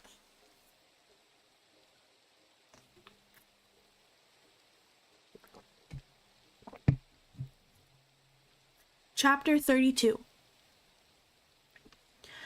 On day 47, Jeevan saw smoke rising in the distance. He didn't imagine the fire would get very far given all the snow, but the thought of fires in a city without firefighters hadn't occurred to him. Jeevan sometimes heard gunshots at night. Neither rolled-up towels nor plastic nor duct tape could keep the stench from the hallway from seeping in, so they kept the windows open at all times and wore layers of clothes. They slept close together on Frank's bed for warmth. Eventually, we're going to have to leave, Jeevan said. Frank put his pen down and looked past Jeevan at the window, at the lake and the cold blue sky. I don't know where I'd go, he said. I don't know how I'd do it. Jeevan stretched out on the sofa and closed his eyes. Decisions would have to be made soon. There was enough food for only another 2 weeks. When Jeevan looked out at the expressway, the thought that plagued him was that maneuvering Frank's wheelchair through that crush of stopped cars would be impossible. They'd have to take alternate roads, but what if all the roads were like this? They hadn't heard anyone in the corridor for over a week, so that night Jeevan decided to risk venturing out of the apartment. He pushed the dresser away from the door and took the stairs to the roof. After all these weeks indoors, he felt exposed in the cold air. Moonlight glinted on glass, but there was no other light. A stark and unexpected beauty, silent metropolis, no movement. Out over the lake, the stars were vanishing, blinking out one by one behind a bank of a cloud. He smelled snow in the air. They would leave, he decided, and use the storm as cover. But what would be out there, Frank asked. I'm not an idiot, Jeevan. I hear the gunshots. I saw the news reports before the stations went dark. I don't know. A town somewhere, a farm? A farm? Are you a farmer? Even if it weren't in the middle of winter, Jeevan, do farms even work without electricity and irrigation systems? What do you think will grow in the spring? What will you eat there in the meantime? I don't know, Frank. Do you know how to hunt? Of course not. I've never fired a gun. Can you fish? Stop it, Jeevan said. After I was shot, when they told me I wouldn't walk again and I was lying in the hospital, I spent a lot of time thinking about civilization, what it means and what I value in it. I remember thinking that I never wanted to see a war zone again, as long as I live, and I still don't. There's still a world out there, Jeevan said, outside this apartment. I think there's just survival out there, Jeevan. I think you should go out there and try to survive. I can't just leave you. I'll leave first, Frank said. I've given this some thought. What do you mean? He asked. But he knew what Frank meant. Damn! I thought we were gonna get to read Jeevan trying to take care of Frank in the apocalypse, but no, Frank just offs himself, it sounds like.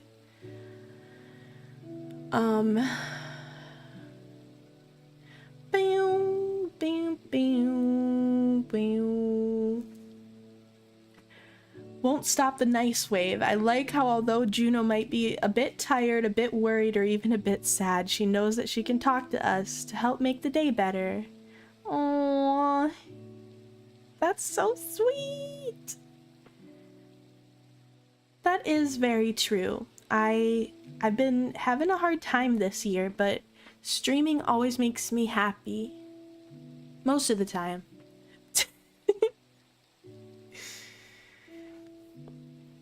Okay, let's see. I do want to get to page 200 today, but I don't know. Here, we'll get to 195. We're gonna read another few pages here. Another 10-ish pages, and then the stream will be over for today. Alright. Chapter 33. Kirsten. Do you still have that obituary of Arthur Leander? I remember you showed it to me years ago, but I don't remember if it had the name. Diallo. Do I still have the second to last edition of the New York Times? What a question. Of course I do. But no, it doesn't have the name. That man from the audience who performed CPR on Leander, he's unidentified. Under normal circumstances, there would have been a follow-up story, presumably. Someone would have found him, tracked him down. But tell me what happened. Mr. Leander fell, and then... Kirsten. Yes, he collapsed, and then a man came running across the stage, and I realized he'd come from the audience. He was trying to save Arthur. He was performing CPR, and then the medics arrived, and the man from the audience sat with me while they did their work. I remember the curtain fell, and I was sitting there on stage, watching the medics, and the man from the audience spoke with me. He was so calm. That's what I remember about him. We went and sat in the wings for a while until my minder found us. She was the babysitter, I guess. It was her job to look after me and the other 2 children in the show. Ooh, you just woke up. I'm surprised you woke up. Did you set an alarm? 'Cause I probably wouldn't wake up if I tried to take a nap right now. Also, welcome, Writer with Issues. Is this the Bigfoot erotica convention? Maybe that'll be the next book. We'll read some Bigfoot erotica next. I hope you had a nice nap, Streaky.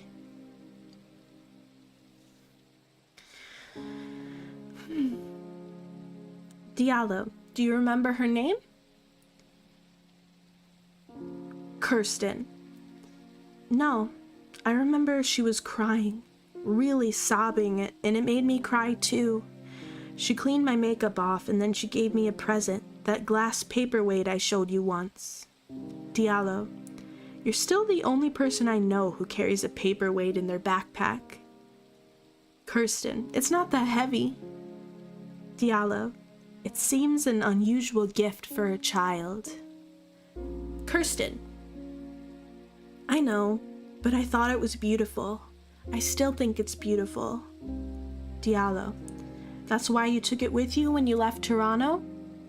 Kirsten, yes. Anyway, she gave it to me, and I guess eventually we quieted down. I remember after that we stayed in the dressing room playing cards, and then she kept calling my parents, but they never came. Diallo, did they call her back? Kirsten, she couldn't reach them. I should say I don't really remember this next part, but my brother told me. Eventually, she called Peter, my brother, who was at home that night. He said he didn't know where they were either, but said she could bring me home and he'd look after me. Peter was much older than me, 15 or 16 at the time, so he looked after me a lot. The woman drove me home and left me there with him. Diallo, and your parents? Kirsten, I never saw them again. I have friends with similar stories. People just vanished. Diallo, they were among the very first then, if this was day one in Toronto. Kirsten, yes, they must have been. I wonder sometimes what happened to them. I think perhaps they got sick in their offices and went to the ER.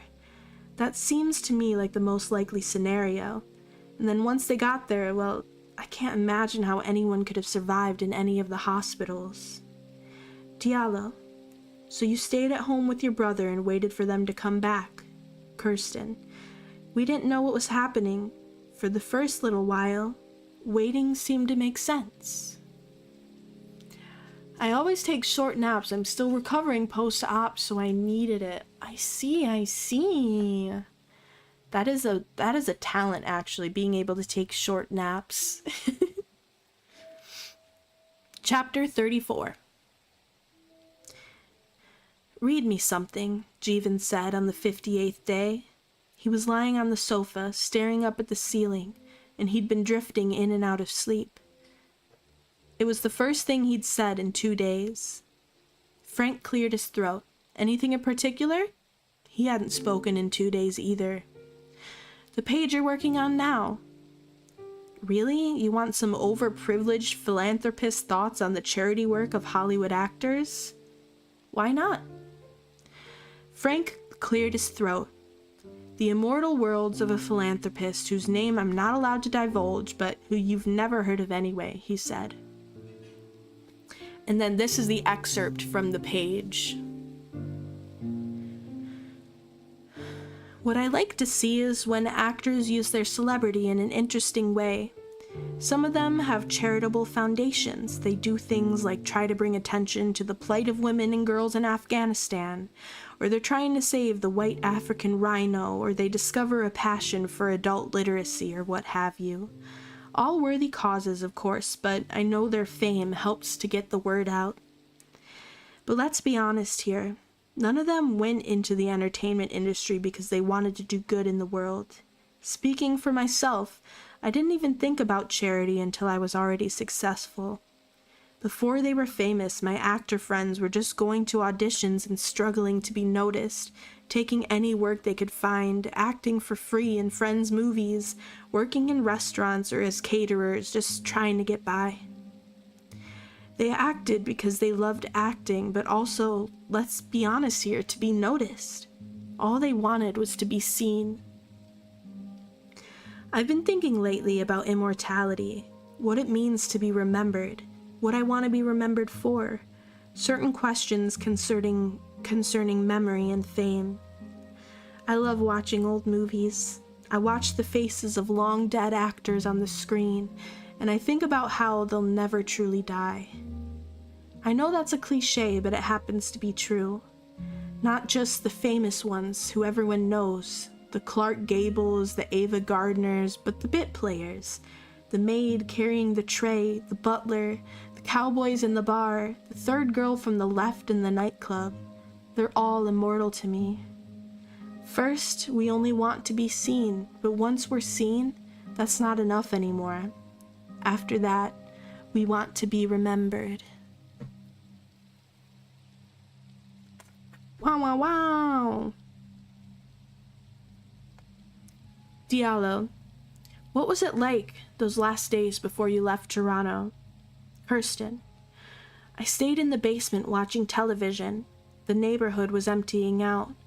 Peter was going out at night, stealing food, I think, and then one morning he said, "Kiki, we've got to go." He hotwired a car that the neighbors had abandoned, and we drove for a while, but we got trapped. All the ramps onto the expressway were clogged with abandoned cars, the side roads too. Finally, we just had to walk, just like everyone else. Diallo, where did you go? Kirsten, east and south, around the lake and down into the United States. The border was open by then. All the guards had left. Diallo, did you have a set destination? Kirsten, I don't think so. But it was either leave or wait in Toronto, and what would we have been waiting for?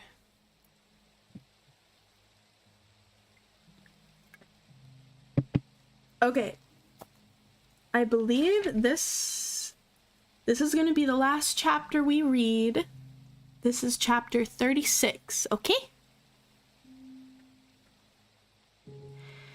Jeevan resolved to follow the lake.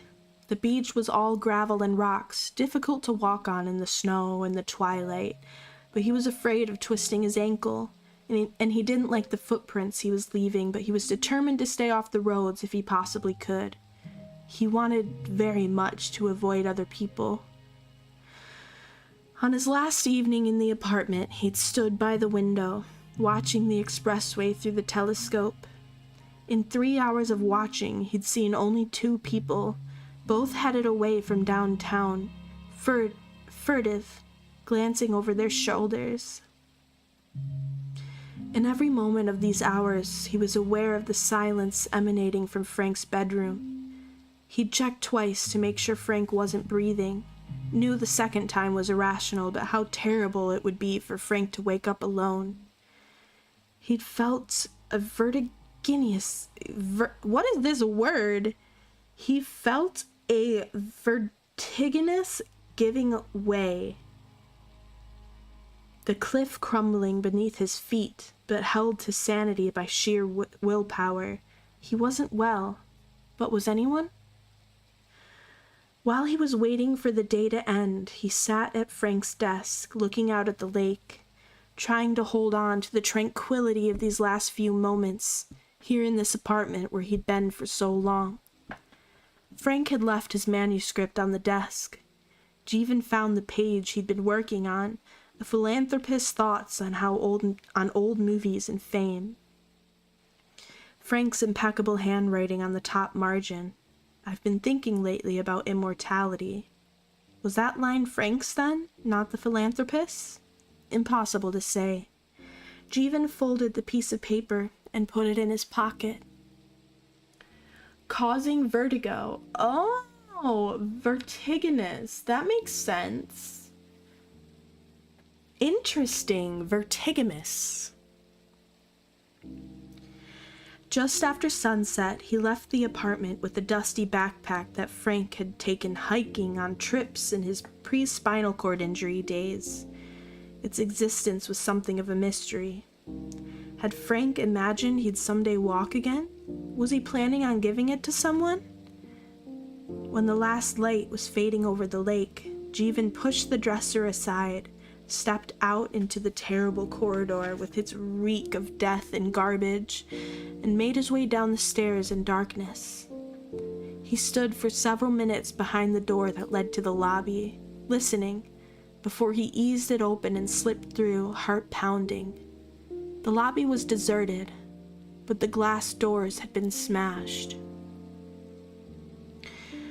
The world had emptied out since he'd last seen it. There was no movement on the plaza or on the street or on the distant expressway. A smell of smoke in the air, with a chemical tinge that spoke of burning offices and house fires.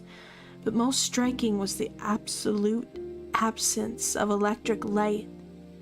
Once, in his early 20s, he'd been walking up Young Street around 11 p.m. and every light on the street had blinked out.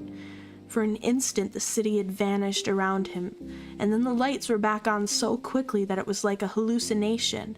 Everyone on the street asking their companions if they'd seen it too. Was it just me? And at the time, he'd been chilled by the suggestion of a dark city. It was as frightening as he would have imagined.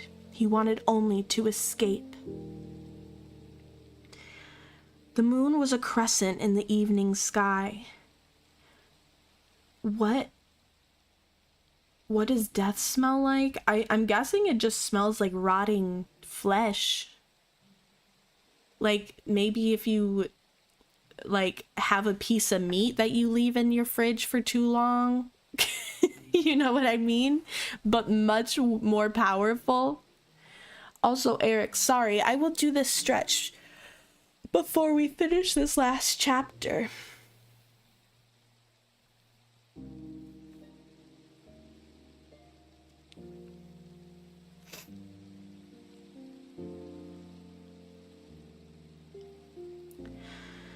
He walked as quietly as possible, the pack weighing on him with every step. He avoided the roads as much as he could. The lake to his left, black water gleaming. The beach was pale in the half-light. Impossible not to think of Frank, lying still on the bed with an empty bottle of sleeping pills on the nightstand. But he couldn't dwell on Frank because every sound might mean the end of anything, everything. Every shadow could be hiding someone with a gun who wanted his backpack. He felt his senses sharpening, an absolute focus taking hold. This is what it would take. Death smells like Taco Bell. That is rude. That is Taco Bell slander.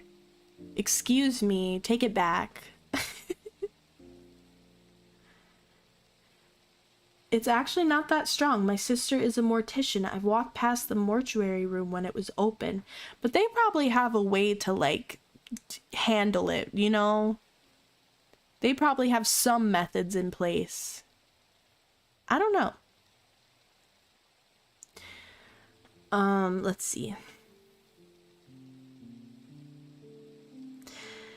There was something out on the lake, a white shape bobbing.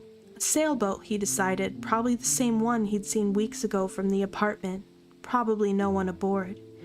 He kept walking and the city kept pulling him away from the lake. He climbed embankments and followed lakeside streets until he could return to the water, until finally the city fell away.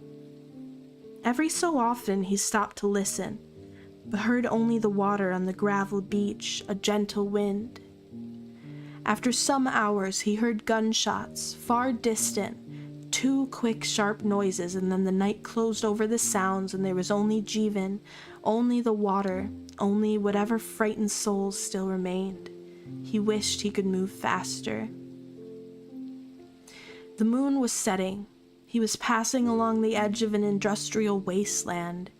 It occurred to him that he was very tired, and also that it would be dangerous to fall asleep. He somehow hadn't thought much about what it would be like to sleep out here, unprotected. He was cold. He could no longer feel his toes or his tongue either, because he'd been putting snow in his mouth to stay hydrated. He placed a pinch of snow on his tongue and thought of making snow ice cream with Frank and their mother when they were small boys. First, you stir in the vanilla. Frank, standing on a stool on his wondrously functional pre-Libya legs, the bullet that would sever his spinal cord till still 25 years away, but already approaching. A woman giving birth to a child who will someday pull the trigger on a gun. A designer sketching the weapon or its precursor. A dictator making a decision that will spark in the fullness of time into the conflagration that Frank will go overseas to cover for rooters, the pieces of a pattern drifting closer together. Jeevan sat on a driftwood log to watch the sunrise. He wondered what had happened to his girlfriend. She seemed very distant. He thought of his house and wondered if he'd see it again, knew almost at the same moment that he wouldn't. As the sky brightened, he built a shelter from driftwood and the garbage bags he brought with him, a makeshift structure that would cut the wind and hopefully look like a pile of trash from a distance. He curled around his pack and fell into a fitful sleep. When he woke later in the morning, there was an instant when he didn't know where he was. He had never in his life been so cold. He'd been walking for 5 days before he saw anyone else. At first, the solitude was a relief. He'd imagined a lawless world. He'd imagined being robbed of his backpack and left to die without supplies 1,000 times. But as the days passed, the meaning of the emptiness began to sink in. The Georgia flu was so efficient that there was almost no one left. But on the 5th day, he saw 3 people far ahead on the shore, and his heart leapt. They were traveling the same direction as Jeevan. He stayed a mile or so behind them all through the day. At nightfall, they built a fire on the beach, and he decided to risk it. They heard his footsteps and watched as he approached. He stopped 20 feet away, raised both hands to show he was unarmed, and called out a greeting, waited till one of them beckoned him close. They were 2 young men of 19 or 20 and an older woman, Ben and Abdul and Jenny, tired and worn in the firelight. They'd been walking for a day longer than he had, down through the city from the northern suburbs. "Is there a lot of crime in the city?" "Sure," Abdul said. He was thin and nervous, with hair down to his shoulders. He twisted a strand around his finger as he spoke. "Anarchy, right? No police. Fucking terrifying." "But actually not as much crime as you'd expect," Jenny said. "There just aren't that many people." "Did they leave, or they're all—" "If you got sick," Ben said, "you were gone in 48 hours. He knew something about it. His girlfriend, his parents, and his 2 sisters had died in the first week. He couldn't explain why he wasn't dead too. He'd taken care of all of them, because by day 3, all of the hospitals had closed. He dug 5 graves in his backyard. "You must be immune," Jeevan said. "Yes." Ben stared fixedly into the flames. "I'm the luckiest man alive, aren't I?" They traveled together for nearly a week, until they reached a point where Jeevan wanted to keep following the lake and the other 3 wanted to turn west, toward a town where Jenny's sister had lived. They debated the matter for an hour or so, Jeevan certain that venturing into a town was a mistake, and the others disagreeing with him, Jenny afraid of never seeing her sister again, and in the end they wished one another luck and parted ways. As Jeevan walked on alone, he felt himself disappearing into the landscape. He was a small, insignificant thing, drifting down the shore. He'd never felt so alive or so sad. There was a clear morning some days later when he looked up and saw Toronto on the far side of the lake, ghostly with distance. A thin blue spire piercing the sky, glass city. From the distance it looked like something from a fairy tale. He came upon other travelers sometimes, but so few. Almost everyone was moving south. "It's like those disaster movies," he'd said to Frank over 2 months ago now, and on the 3rd or 4th night in the apartment. Those were the days before the end of television. They were stunned with horror, but it hadn't entirely sunk in yet, any of it, and that night there was a certain awful giddiness. All evidence suggested that the center wasn't holding. Was this actually happening? They asked one another, but personally they had food and water. They were at least momentarily secure and not sick. "You know," Jeevan had said, "in the movie version of this, there's the apocalypse, and then afterward." "What makes you think we'll make it to afterward?" Frank was always so goddamn calm about everything. The silent landscape, snow and stopped cars with terrible things in them, stepping over corpses. The road seemed dangerous. Jeevan avoided it, stayed mostly in the woods. The road was all travelers walking with shell-shocked expressions, children wearing blankets over their coats, people getting killed for the contents of their backpacks, hungry dogs. He heard gunshots in the towns, so he avoided those too. He slipped in and out of country houses, searching for canned goods while the occupants lay dead upstairs. It was becoming more difficult to hold on to himself. He tried to keep up a litany of biographical facts as he walked, trying to anchor himself to this life, to this earth. My name is Jeevan Chaudhary. I was a photographer, and then I was going to be a paramedic. My parents were George of Ottawa and Amala of Hyderabad. I was born in the Toronto suburbs. I had a house on Winchester Street. But these thoughts broke apart in his head and were replaced by strange fragments. This is my soul in the world unwinding. This is my heart in the still winter air. Finally whispering the same two words over and over. Keep walking, keep walking, keep walking. He looked up and met the eyes of an owl, watching him from a snow-laden branch. Dun dun! This is crazy. Okay, we're gonna end there for today. We're almost at page 200. So I'd say we have maybe like 2 or 3 streams left of this book. This book is just describing Black Friday, kind of. Maybe. Okay, well... Wait, I just noticed that someone in my Discord server is using my emote in their what's it called? In their status or whatever. That's kind of wild. I love to see it. That's funny. Anyway, thank you guys for hanging out with me today. I'm gonna go back to being sad about my fucking purse because I can't do anything, so. Alright. This book is starting to get really, really good, and it had some really intense parts today. I'm surprised it didn't describe more of Frank's death, but I guess it didn't have to. Okay, well, that was very nice. My voice is kind of, going now. But I will see you guys next week. Cheer up, Juno.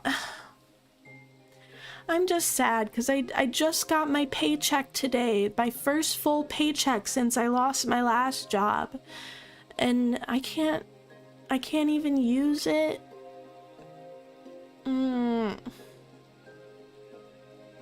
Okay, thank you guys. I will talk to you soon. Keep an eye out for my schedule, my little sketchy wedgie. And yeah. Have a good night. Until we meet again. Mwah, mwah, mwah. Oh, also I'm gonna set up a raid, so stick around.